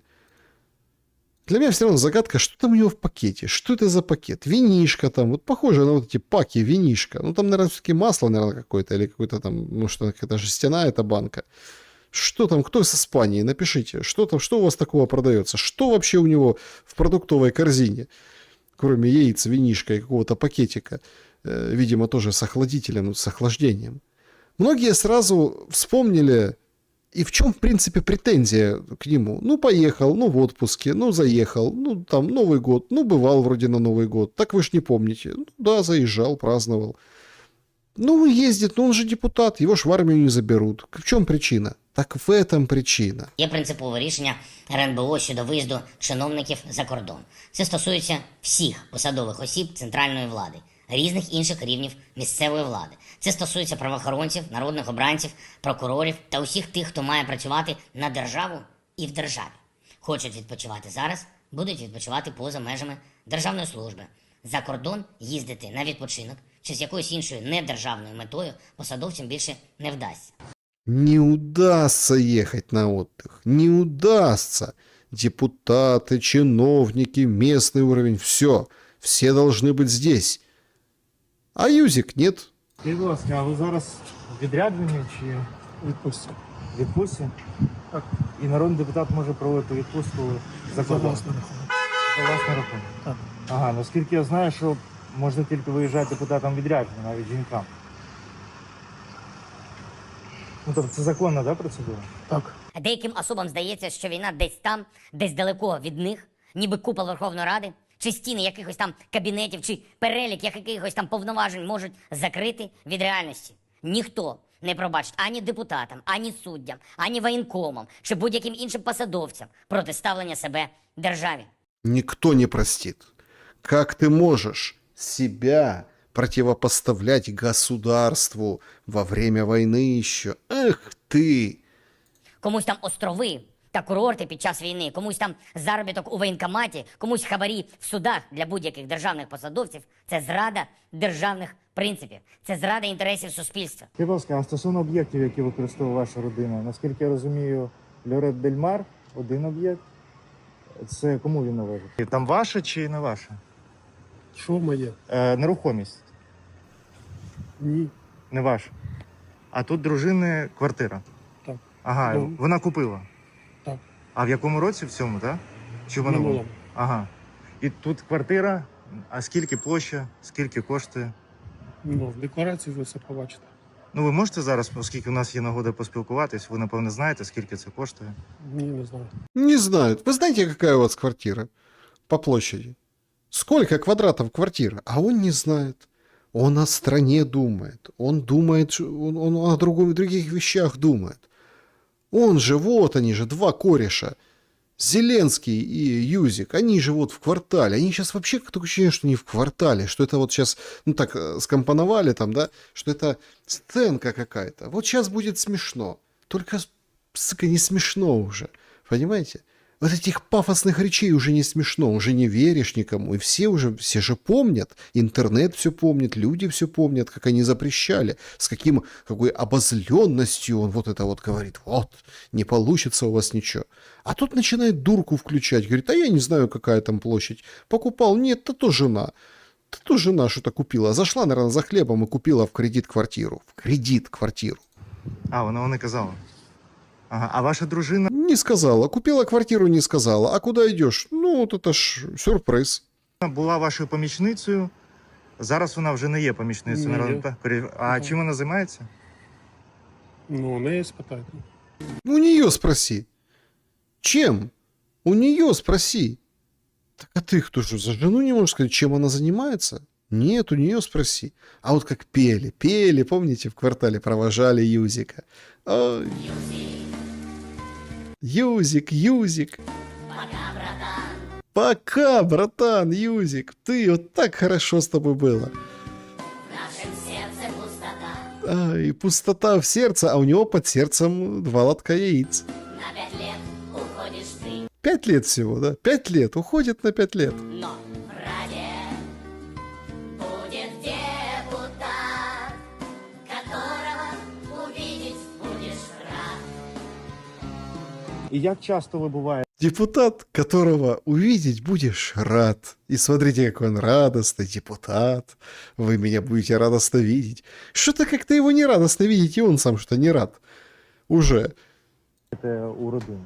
Раз на місяць, раз на 2 місяці? Ну, я не можу так сказати. Ви Я ж пам'ятаєте? не веду. Мгм. Ну ви, наприклад, от ви зараз в березні тут, 5-й день чи 6-й, Так. правильно? Ну, я не рахував. Не считал. Сколько ты тут? Я не знаю. Без понятия. Ви 14 березня виїхали з країни. Угу. Угу. І скільки у вас відпустка? Ну, тиждень. Тиждень відпустки. Ага. А в лютому ви теж були десь 7 днів, правильно? Ну, десь так. То відрядження було. Так. А на Новий рік були? Не пам'ятаю. Ви не пам'ятаєте, де ви були на Новий рік? Сьогодні Володимир Зеленський склав присягу на вірність народу України. І цієї перемоги не було б без вас. Ну а це ніяк не пов'язано, що ви в дружніх стосунках з президентом, і тому ви можете по дружбі виїжджати, а інші депутати, наприклад, не можуть. Ніяк не пов'язано. Никак не связано. Вообще, никак не связано. Стоит с яйцами, говорит, никак не связано. И держит же эти яйца крепко, не упустит. Зеленский? Не, Зеленский ни при чем. Все буде хорошо. Зробимо їх ще раз. Сделали. Сделали красиво. И Зеленский, и Юзик. Вообще никак не связано. Вообще никак. Вот вам и цена всем этим словам и заявлениям. А потом мы удивляемся, что Рубио выходит и говорит, так он лжет. Я вообще не знаю, зачем он это сказал. Лжет. Еще одного знакового человека сегодня приняли. Прокуратура провела обыски, задерживала Поплавского. Ректор Поплавский, бывший ректор Киевского университета культуры, он завышал данные о количестве студентов, чтобы увеличить объем финансирования. 760 миллионов гривен фигурирует в этом всем деле за период 22-23 годах. В рамках государственной поддержки получал его университет, и, видимо, денежки распиливались. Вот в этом, в принципе, суть этого происходящего. Причем обыски проходили как в самом университете, так и у него непосредственно. Он же, видите, как. В общем, решили потрясти юного орла. Как говорится, навпростець від сердець до сердець. Ой, кому-то перешел дорогу из этих кварталовцев. Мих-Мих, Михаил Михайлович. И вот это вот, видите, догоняют его. Уволили, 30 лет был ректором, даже почетного не оставили, просто поперли. Лесовой там круги наворачивал, говорит, вот, по делам, так и надо. Меняется эпоха. Меняется. А в Николаеве сегодня праздник. Макдональдс открыли, представляете?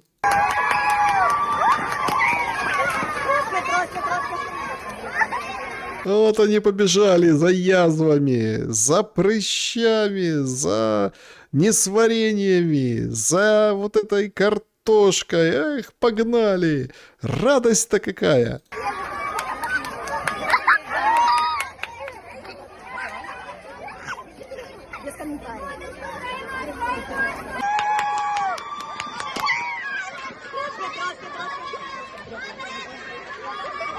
Представляете, война, Николаев, Макдональдс наконец-то пришел, причем на юг. Все сказали, ну все, никакого там похода на юг не будет, бизнес этот просто так не заходит туда, все нормально, все хорошо. Это означает, что и война заканчивается, угрозы уже никакой нет. Да Николаеву что рукой подать, все равно как бы город, хоть не такой, конечно, как Херсон, там сегодня тоже прилетало, но тем не менее.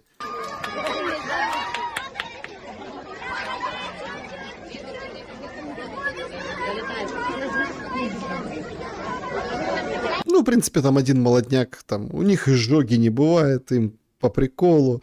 Представляете, как классно. В Николаеве Макдональдс. Вот это я понимаю.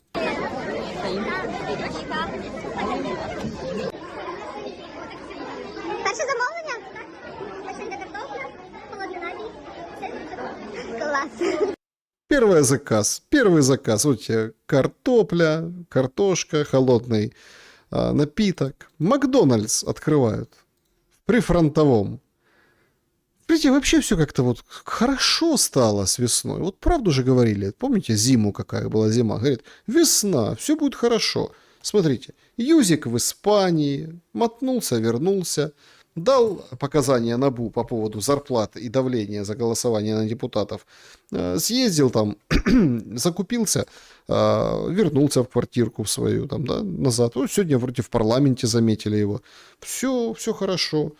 Макдональдс Николаев открыли. Вообще все замечательно. Как и войны-то и нет. Смотрите, сколько народу, сколько как бы подрастающих-то организмов. И воевать есть кому. Вообще все прекрасно. Вот Верещук из офиса президента верещит, говорит, слушайте, да и блокировать Телеграм в Украине никто не будет. Так, разберутся с анонимными телеграм-каналами, чтоб воду не мутили. А так вообще все хорошо. Свобода же, свободная страна. Пані Ірино, як просувається ваша ініціатива, можна сказати, щодо блокування телеграму в Україні, особливо анонімних телеграм-каналів? Власне, я роблю акцент на анонімності, бо сам телеграм-канал по собі не є якимось винятковим. І TikTok, і WhatsApp, і інші соціальні мережі є абсолютно нормальними, коли є нормальний рівень співпраці. Якщо телеграм-канал в воюючій державі зберігає повну анонімність, не відповідає на запити наших спецслужб, а більше Росія вербує людей, і ви бачите, як масово використовує саме анонімність. Дивіться, питання навіть не в самій вербовці, це ж потім і координація, ви ж бачите, як потім завершений злочин, і ми вже обговорюємо результати. Звичайно, дуже негативні для держави. Я дякую народним депутатам, ви бачили, вчора було проголосовано і одноголосно підтримано відповідний законопроект, і він готовий до зали. Я щиро сподіваюся, що він буде доопрацьований з врахуванням саме безпекових складових. Я розглядаю цей процес виключно як загрозу безпеці. Якщо будь-який анонімний телеграм-канал загрожує національній безпеці, життю і здоров'ю наших громадян, використовується ворогом, він має бути деанонімізований, він має бути верифікований, і спецслужби мають розуміти, що через такі телеграм-канали, через інші комунікаційні платформи нас не будуть вбивати, не будуть калічити і не будуть тероризувати. Все решта, будь ласка, політичність, свобода слова, заробляйте. Свобода слова, зарабатывайте деньги, а вот убивать не... Нет, конечно, какие репрессии, о чем вы? Ну, по закону, если что, то раскрывайте. Кто стоит за тем или иным телеграм-каналом? Смотрите, как стелит. Вообще великолепно. И у нее жизнь весна, смотрите, она подхудевшая, на Оземпике, все красиво. И никто, и свобода слова, и все, пожалуйста, все разрешают. Гроші, я чула, що там для когось це бізнес, хтось там політично підтримує владу, хтось опозицію. Будь ласка, ради Бога, я дуже відкрита, ви знаєте, завжди з відкритим забралом йду, спілкуюсь, дискутую, це взагалі не проблема. Безпека понад усе. С забралом она общается, с открытым забралом общается. До речі, я мала розмову в Європейському Союзі щодо таких тематик, бо я розумію, наскільки це важливо. Ми консультувалися, і я знаю, що наш уряд багато роботи зробив, бо ми рухаємося в Євросоюз, і у нас є відповідні зобов'язання. Так от навіть Європейський Союз, ви бачите, деякі країни забороняють дітям до певного віку взагалі користуватись. Німеччина, Данія опрацьовує уже питання обмеження соціальних платформ, в тому числі не говорячи вже про телеграм-канал. І я дуже добре розумію, і нас дуже добре розуміють європейські партнери, чому нам потрібно це обмеження. І вони, до речі, не заперечують, бо розуміють, що йдеться про безпеку. Всі країни, ви бачите, зараз в такому дуже сенситивному стані. Вообще никто не блокирует, но все понимают. Все понимают. Слушайте, никто не осуждает. Вообще никто. А что осуждать? Все, как бы видите, все очень переживают о безопасности, поэтому там деткам нельзя, там с 14 лет там очередная страна приняла, что нельзя там в соцсетях зарегистрироваться, иметь аккаунт. Все, и здесь мы будем блокировать, деанонимизировать, пожалуйста. Вообще, как бы решения только такие в Украине, очень проевропейские. Вот, например, Минюст предлагает узаконить однополые союзы, сообщает организация. Значит, ведомство призвало депутатов, да, пересмотреть определение семьи. Представляете? Семьи. Теперь по-другому будет. Министерство юстиции Украины направило в Верховную Раду письмо относительно проекта нового Гражданского кодекса, которое фактически фиксирует политический вектор Кабинета министров на легализацию однополых партнерств. Документ, подписанный ИО министром юстиции Людмилой Сугак, предлагает концептуально пересмотреть определение брака и семьи в украинском правовом поле. Значит, по данным, есть такое движение «Все вместе». Минюст настаивает на изменении статьи 1474 проекта Кодекса, которая на данный момент определяет фактически семейный союз, исключительно как сожительство мужчины и женщины. Чиновники ведомства прямо заявляют, что этот подход требует пересмотра, чтобы включить министерство в качестве аргумента, ну вот однополые пары. В качестве аргумента министерство использует постановление Верховного суда, где судьи впервые в истории страны признали факт совместного проживания двух мужчин одной семьей. В правительстве подчеркивают, что выводы Верховного суда обязательны для всех субъектов властных полномочий и представляют закрепить эту практику на законодательном уровне. Кроме того, Минюст связывает необходимость признания ЛГБТ-союзов с решением ЕСПЧ по делу Маймулахин и Марков против Украины. Сугак утверждает, что Украина обязана создать нормативную базу для защиты однополых отношений, так как это дело находится под усиленным надзором Совета Европы. То есть, смотрите, Европа нормально относится к ограничению Телеграма. О том, что нет однополых браков, ненормально относится. Вообще на Европу надо равняться. И на Святой Престол тоже надо равняться. Смотрите, вот ватиканцы какие молодцы. Они разрешили пересаживать органы животных католикам. Конкретно Престол Святой представили новые рекомендации по ксенотрансплантации. 24 марта 26 года Ватикан опубликовал документ Папской Академии, в котором изложены медицинские и этические аспекты пересадки человеку органов животных.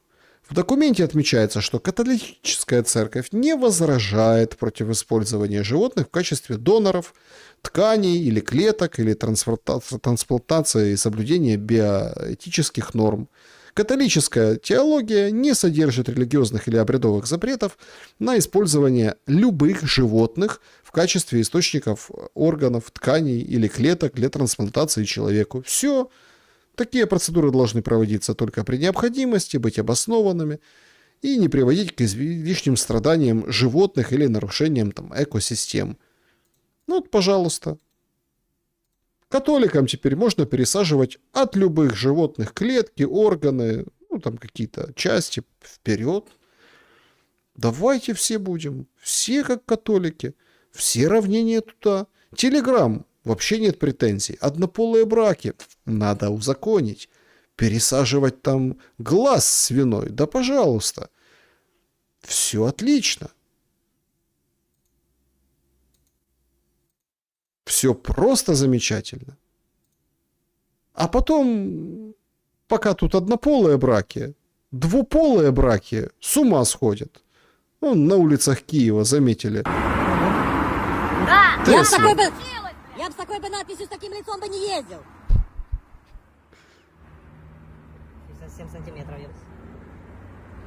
Там еще много было. Были потом фотографии эти, скажем так, этой Теслы. В общем, отомстила. Отомстила, наверное, уличила, что ему хочется однополой семьи. Или что-то не поделила дамочка. И расписала о том, что у нее там, что ей нравится, что ей не нравится. В интимном плане. Прям вот на Тесле. Прям на этом его автомобиле. С семьей надо заниматься. С семьей надо заниматься. А не равняться на Европу и страдать всякой ерундой. Образованием тоже надо заниматься. Обязательно. Заниматься образованием. Вот одесский учитель, очень популярный, кстати, разошлось с ним, очень толковый, грамотный, говорит, что не получается заниматься образованием. Можно ректора посадить, можно еще что-то. Они вот придумали новую украинскую школу. Но они ее слезали. Слезали с тех мест, где реальность другая. Внедряется новая украинская школа, которая взята как копия скандинавского образования. В скандинавских странах другая жизнь. Это развитые страны с развитой экономикой. Там нет проблем, таких как у нас. И поэтому детям там можно действительно не слишком напрягаться. А мы же должны учиться, сцепив зубы. Потому что Украина в совершенно другом положении. Украина в состоянии выживания. И нам надо научиться детям работать. И я абсолютно убежден в том, что учиться должно быть трудно. Тогда это эффективно. Потому что когда мы трудимся умственно, то мы развиваем наш разум. Нейронные связи развиваются. Мы умнеем. Мы учимся думать. Думать учимся. А не творчеству. Не баллы зарабатывать на войне, а думать, мыслить, развиваться. Не тесты проходить, а излагать. А это все потеряли. За вот этой всей мишурой однополых браков и всего остального. Более того, с этой войной мы и футбол потеряли. Проиграли 1-3 шведам.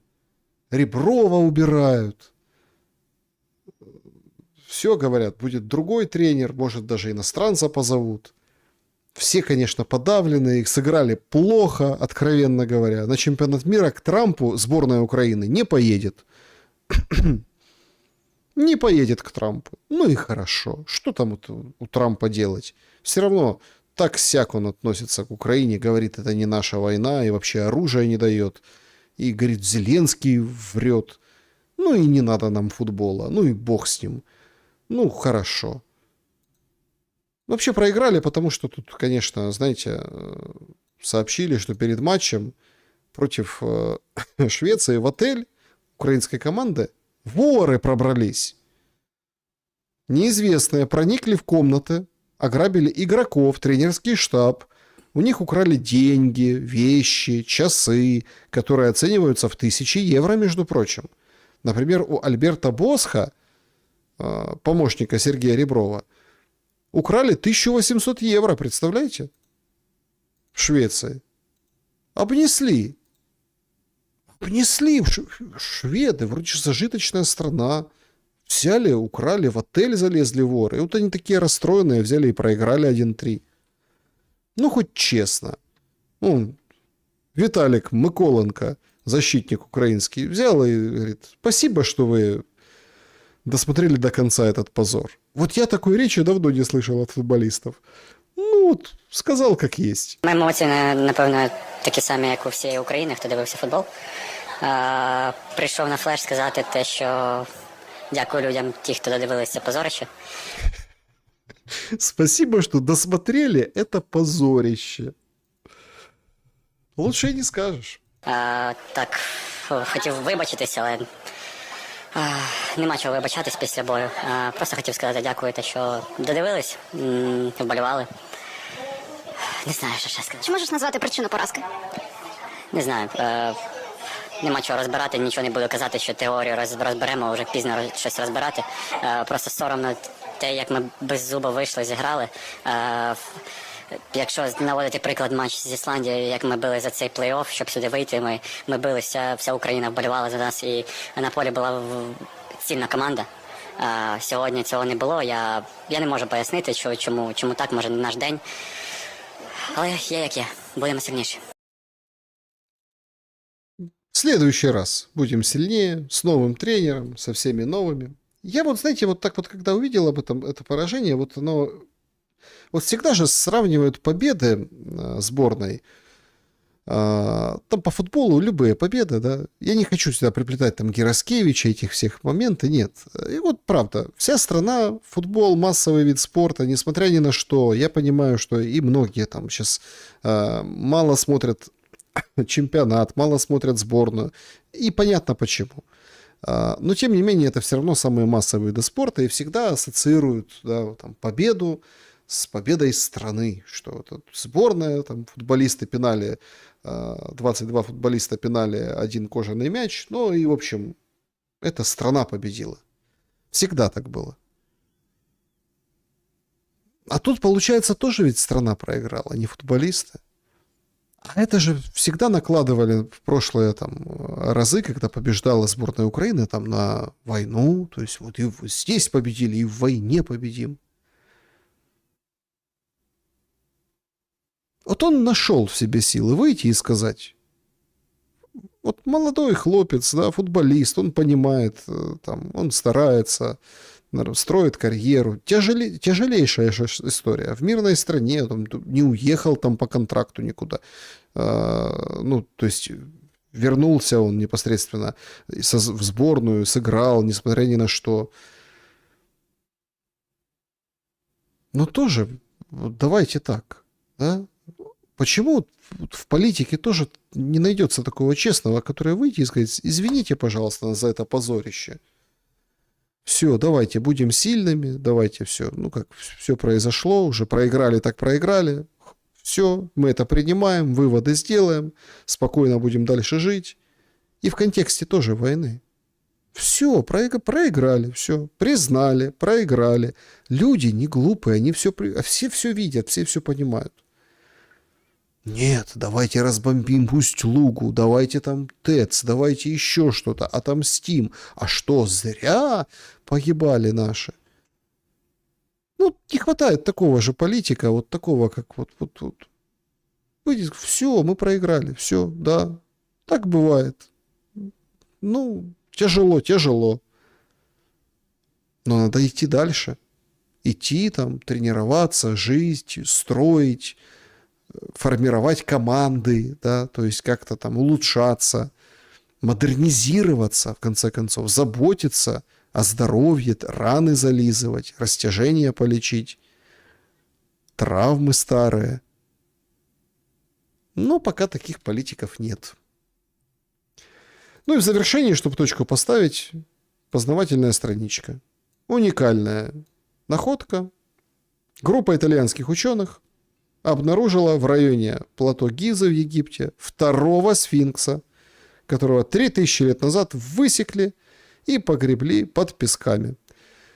Передает Daily Mail. Исследователь рассказывает, что зеркально известной скульптуре по отношению к двум пирамидам Гизы расположен холм высотой 55 метров. И обнаруживаем точную геометрическую корреляцию в этой симметрии. По его словам, этого ученого, команда ученых использовала спутниковую радиолокационную технологию, проанализировали место и сделали такое открытие. Открытие на самом деле мирового масштаба. И вот представьте, да, сколько лет прошло, а мы еще не можем всех сфинксов раскопать.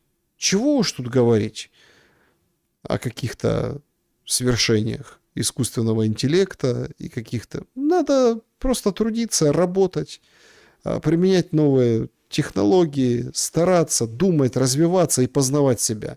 Всем познавать себя. Это, я считаю, самое-самое, что есть главное. Так, друзья, немножко с чатом поговорим чуть-чуть, пока у нас пятница, вечер. Спасибо всем большое за то, что мы вместе, что это прям здорово, что нас в такое время, и мы, да еще и мы в таком количестве. Это потрясающе. Значит, что у нас... Так, что у нас здесь по сообщениям? Так. Зеленский заявил: все постоянно говорят, что Украина не победит в этой войне, потому что Россия ядерная держава. Так скажите мне, по вашему мнению, какие гарантии безопасности должны быть у Украины, у НАТО? Ядерное оружие? Ну тогда нам нужно, чтобы с нами говорили так: мы дадим вам НАТО и мы дадим вам ядерное оружие. Но пока никто не поднимал этот вопрос. Ой, Господи. НАТО, ядерное оружие. Вот это вот дадите, и все, и мы закончим. И Донбасс отдадим, и все отдадим.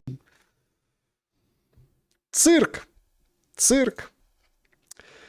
Так, воюющая страна может играть в футбол? Это, кстати, хороший вопрос. Спасибо большое, что его задали. Футбол играть, Евровидение, машины дорогие покупать. Воюющая страна. Вообще определение такое, представляете? Нет, вообще, конечно, может играть в футбол, но тут же вопрос в другом. На каком уровне? Уровень футбола упал. Капитально просел. Так, сообщили о продаже Аурума Турляндии. К чему это? Не понял. Турляндия, Аурум. О чем вы? Золото, да? Значит, нам нужны космические корабли. Да, дадут карамельку, это точно. Так, Зеленский у сфинкса денег попросит. Кстати, может. А что там, гробница? Представьте, сфинкс, все, там, может, что-то запрятали, какой-то золотишко. А если попрыгать... Сфинкс, а ну-ка попрыгай. Интересно, нос у этого сфинкса будет, а у того отбитый, а у того будет нормальный. Какой? Чей нос? Если Зеленский признает нос, тогда таки легко договорятся. А там посмотрим. Так, значит... Александр, здравствуйте. Может ли народ как-то подтолкнуть правящую партию, в особенности Зеленского, на изменение вектора развития страны? Нормально, без извращений, ТЦК и так далее. Может. Я все-таки, знаете, в наш народ не верит. Нам говорят, все, они в заложниках, они... Но я всегда вот это вот... Опять-таки, кто скажет, Шелест, наивный, там, глупый. Смотрите, они все чего-то боятся и стесняются. Вот сегодняшний утренний пример. Выходит депутат, говорит, все, повестки через Дию. Сразу опровержение. Нет, это вранье. Ни в коем... То есть есть еще какие-то, несмотря на этот ужас ТЦК, который происходит, все равно у власти есть вот этот вот Верещук, руками машет, говорит, нет, мы не заблокируем, делайте, что хотите, зарабатывайте, вещайте, телеграм, свобода слова у нас. Но если ты угрожаешь жизни украинцев, если ты вот это вот все для организации, тогда мы тебя деанонимизируем. Смотрите, они все равно стесняются, все равно оглядываются на народ. Просто что народ ничего не может сказать. Они, знаете, как вот с кляпом во рту, правда, заложники, кляп во рту, и они только могут знаками хорошо, хорошо, и продолжают дальше долбить. Но, в принципе, я очень хочу нащупать вот этот момент. И вот эта ситуация, она все-таки выгорит. Вот что-то... Мы где-то рядом. Вот где-то рядом. Сейчас ляжет в эту точку снаряд. Александр, тебя примут в Луганске? А вы о ком? В смысле примут? Поехать я туда не могу. Ну, то есть фильтрации, вот эти все моменты. То есть нет, не могу. Примут, так, а что не примут? Ну как, те, кто там остался и кто меня знает, конечно. В Луганске. Вообще все там луганчане, ну смотрите, я очень давно не был в Луганске. Я, честно вам признаюсь, я не знаю, чем живет общество, да, вот как город. Там действительно много событий уже произошло, много воды утекло.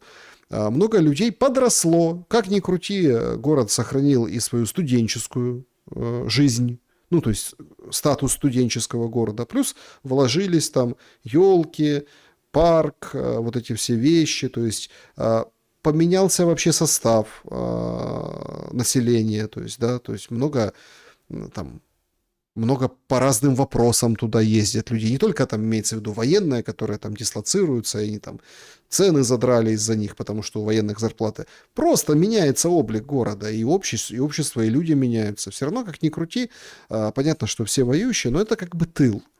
Редко что летит, и это совершенно другое. Это не тот Луганск, который там был до 2014 года.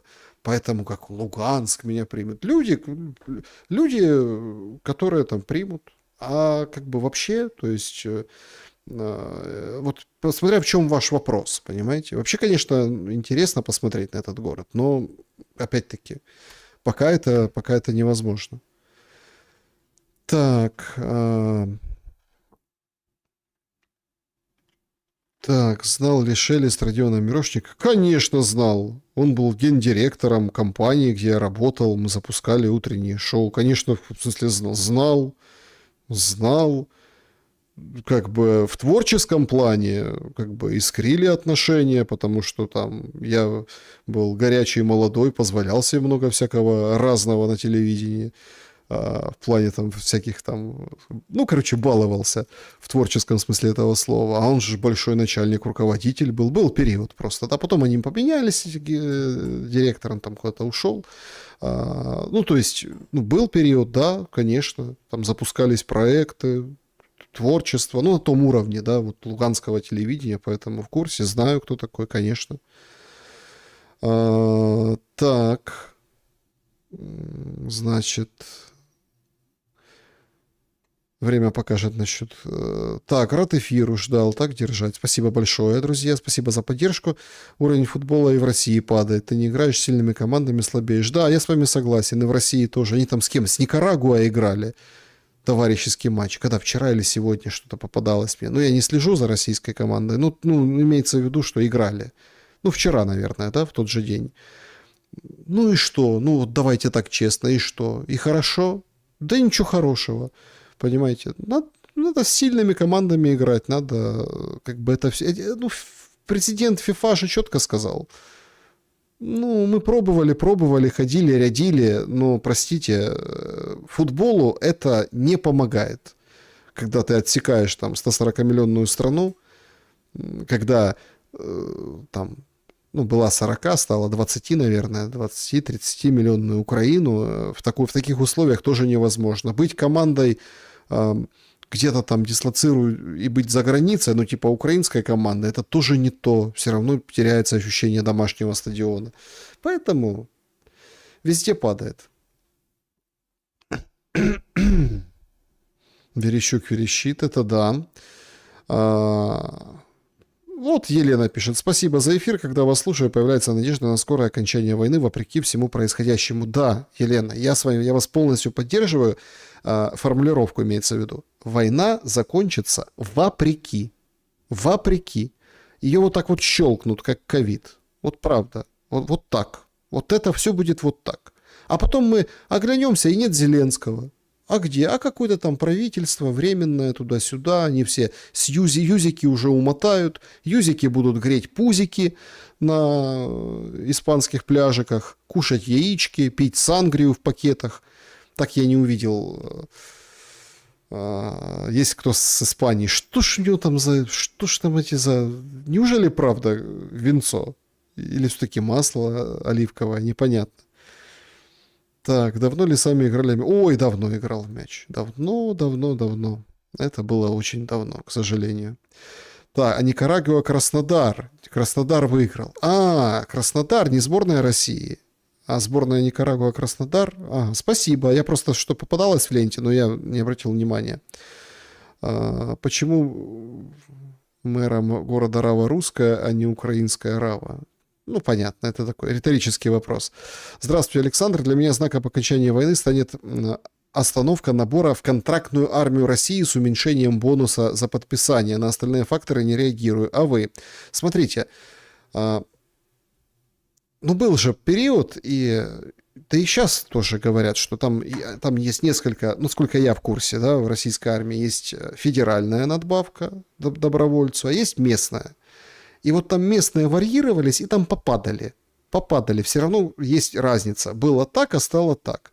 Но это тоже вам разведпризнак? Ну, почему нет? А остановки набора в контрактную армию не будет в России. Набора в армию в украинскую и любую другую не будет. Сейчас наоборот, как раз это будет такой тренд, что всех будут обучать, платить. Видите, какая ситуация такая достаточно тяжелая. Третья ж мировая вроде как идет, все говорят, началась, Третья мировая. Поэтому армия должна быть сильной, и в армию будут вкладывать еще больше денег. Разные страны, и которые подальше, и поближе. Поэтому тут набор на контракт не остановится. Другое дело, что бусификацию бы остановить, и вот этот ужас, принудиловку, но она, по всей видимости, я вот так вот смотрю на эту всю песню, и то, как они себя ведут с бусификацией, похоже, она остановится сама.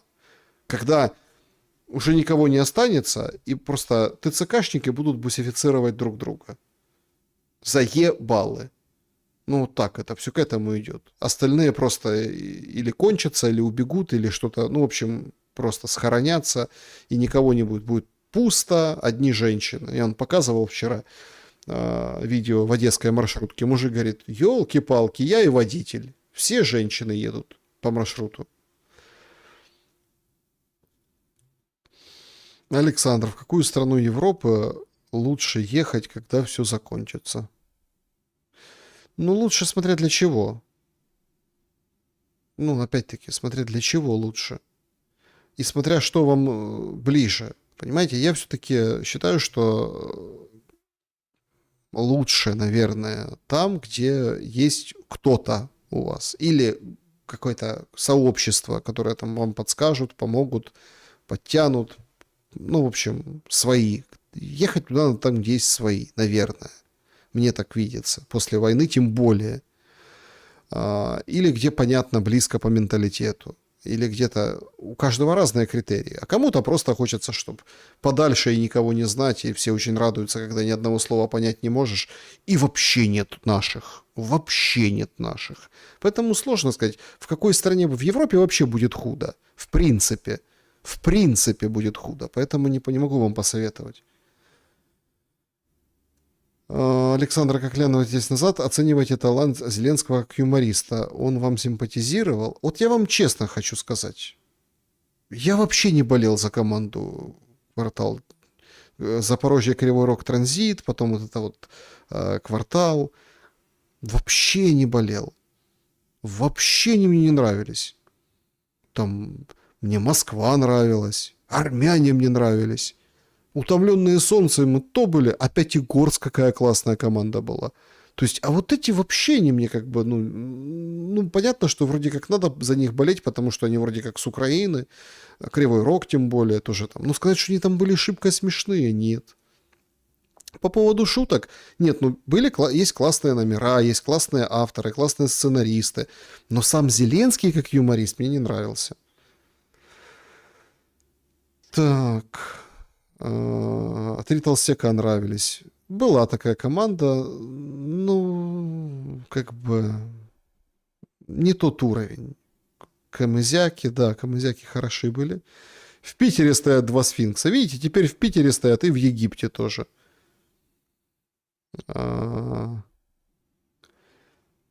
Так, значит, друзья, всем большое спасибо. Давайте заглянем еще в колобок, куда мы катимся.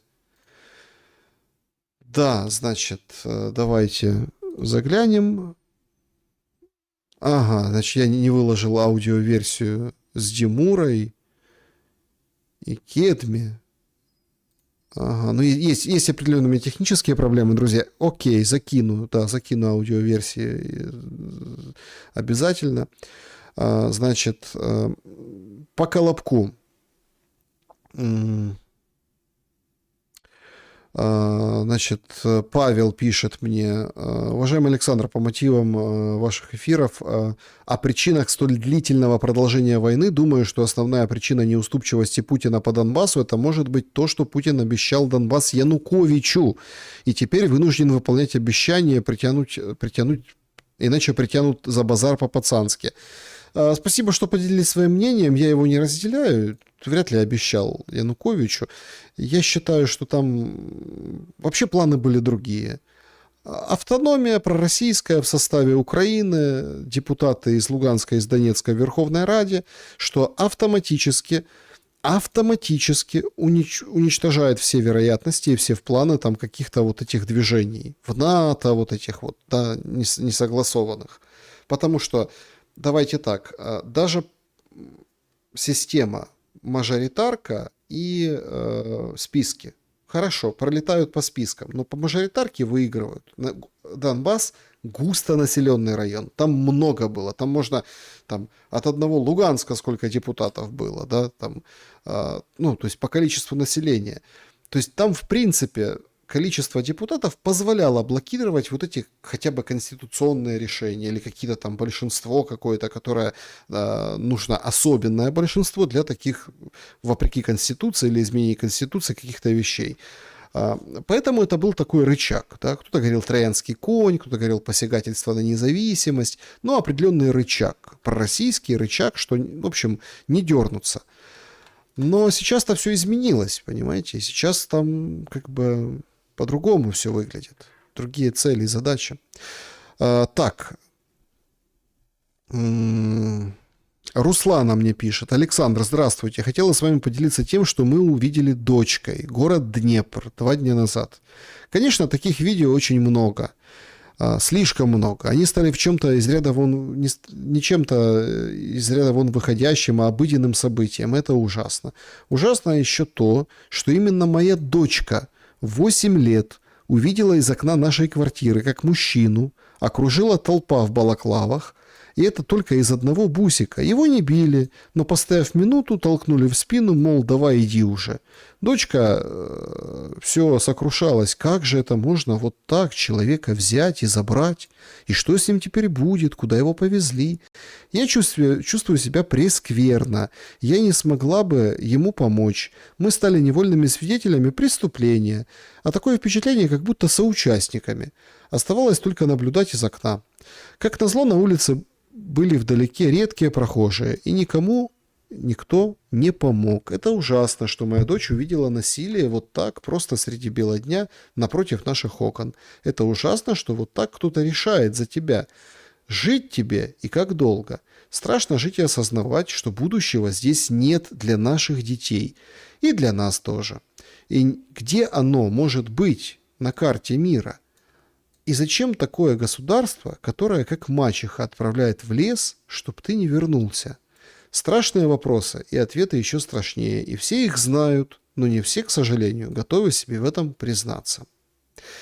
Если можно, я не буду комментировать это ваше послание, потому что я так вижу, что здесь все сказано. Вот все сказано.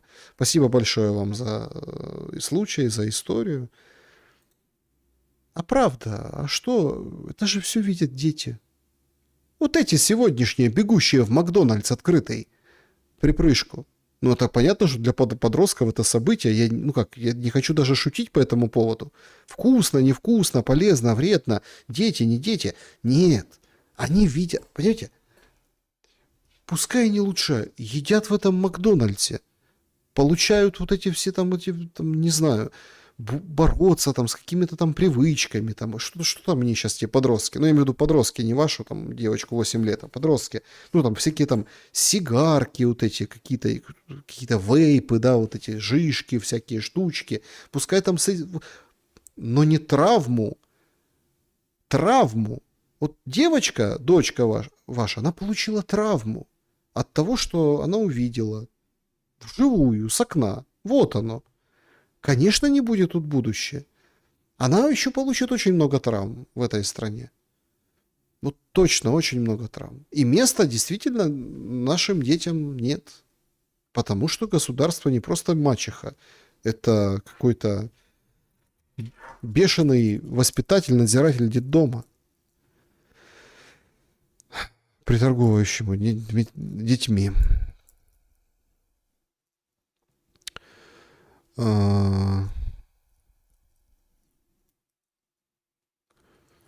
Так, значит.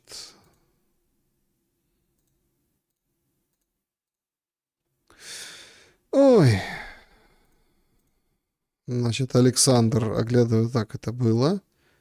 Александр, после войны будет Махновщина. Будет, но я думаю, продлится недолго. Я думаю, продлится недолго, и будет власть, которую продлится. Я думаю, что Махновщина будет в плюс-минус теплое время года. Потом же зима. Какая Махновщина? Новый год, там все дела. Газ, опять-таки, отопление. Понятно, что буржуйки будут топить, но тем не менее. Потом долго не продлится, мне кажется, быстро. В случае завершения войны и начала вот этого какого-то ужаса, хаоса в Украине, махновщины, как вы выразились, я думаю, быстро Запад и Россия договорятся и согласуют единого какого-то, в общем, внешняя легитимность нужна будет, и придет и скажет, кто-то скажет, я здесь от этих, и от вот тех, а вы что? И дадут ресурс, силы, это все быстренько подавят, и будет нормальная страна. Так, ЧП Минск лучше намного, это команда КВН. Ну, как сказать, не, хорошая команда КВН, ЧП Минск. Сейчас они все в Украине осели.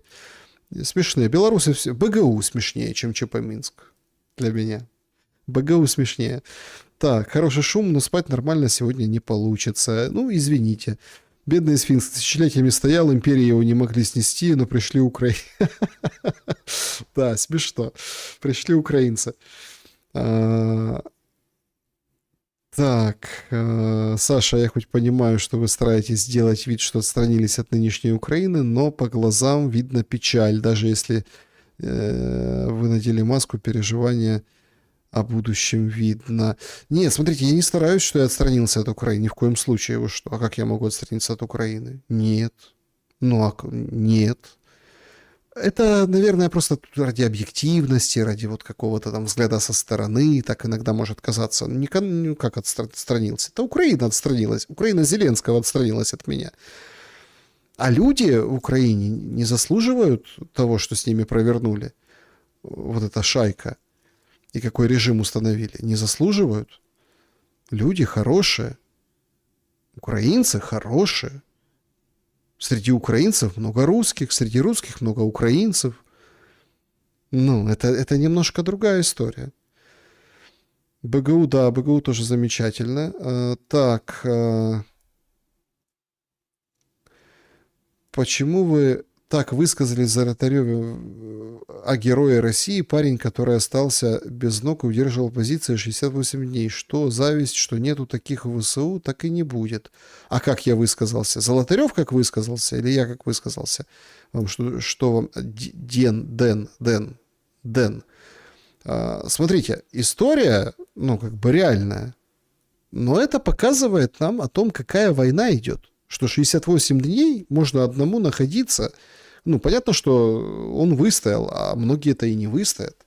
Не знаю, наверное, меньшее количество дней, но в это попадают и украинские военные. Просто о них не рассказывают. Понимаете? Не рассказывают. У нас все рассказывают о Зеленском. Все создают картинку и впечатление, что воюет один Зеленский. Даже когда он едет кого-то награждать. Это он воюет. Зеленский на передке. О, событие. На передке Зеленский. Ничего себе. Представляете? То есть, как выглядит поездка Путина на передовую? Штаб, встретились, наградил кого надо. Все. Младших там по званию награждают, едут всякие министры и так далее. Но он там зачем? Зачем там Путин? Затем, что там доклады послушал, отчеты, туда-сюда. А в Украине так не работает. А что ты увидишь? Сколько ты пиара приобретешь? Нисколько. От того, что ты, Зеленский поехал на фронт, послушал доклад. Так это его работа. Просто, понимаете, вот тут же этот флёр, это его работа. Он кто? Верховный главнокомандующий. Поехал? Нет, надо поехать, сфотографироваться у Стеллы, надо сказать что-нибудь потужное, повесить медальки, потому что он не шарит, не отстреливает в военной тактике и в том, ради чего верховный главнокомандующий посещает линию фронта, понимаете? Не отстреливает, он не принимает. Его военные спрашивают, так что, идем? Идем. Или не идем? Или не идем. То есть он не понимает. Есть советники, есть западные помощники, хозяева, друзья, спонсоры, как угодно называйте. Натовские, не натовские, есть свои местные. И вот они там сами вот этим всем коллективным образом и решают. Ответственного нет. Или как, козла отпущения найдут, но ответственного нет. Кто ответит и отвечает там за какую-то зону?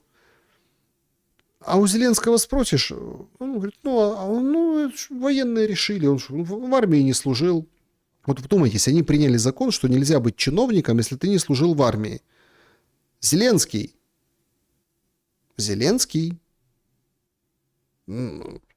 Как так? Надо срочно менять верховного главнокомандующего. Он в армии не служил.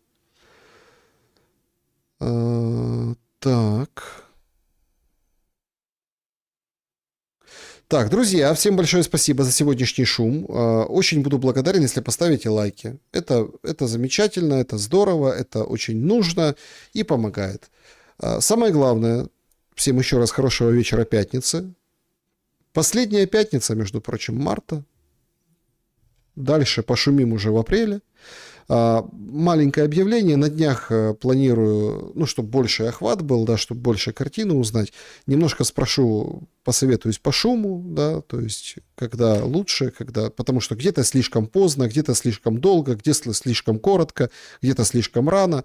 В общем, следи за телеграм-каналом и сообществом YouTube. В сообществе попробую такой опрос, да, когда лучше, сколько раз, как долго шуметь. И всем большое спасибо за комментарии. Добра и света. Хорошо пошумели.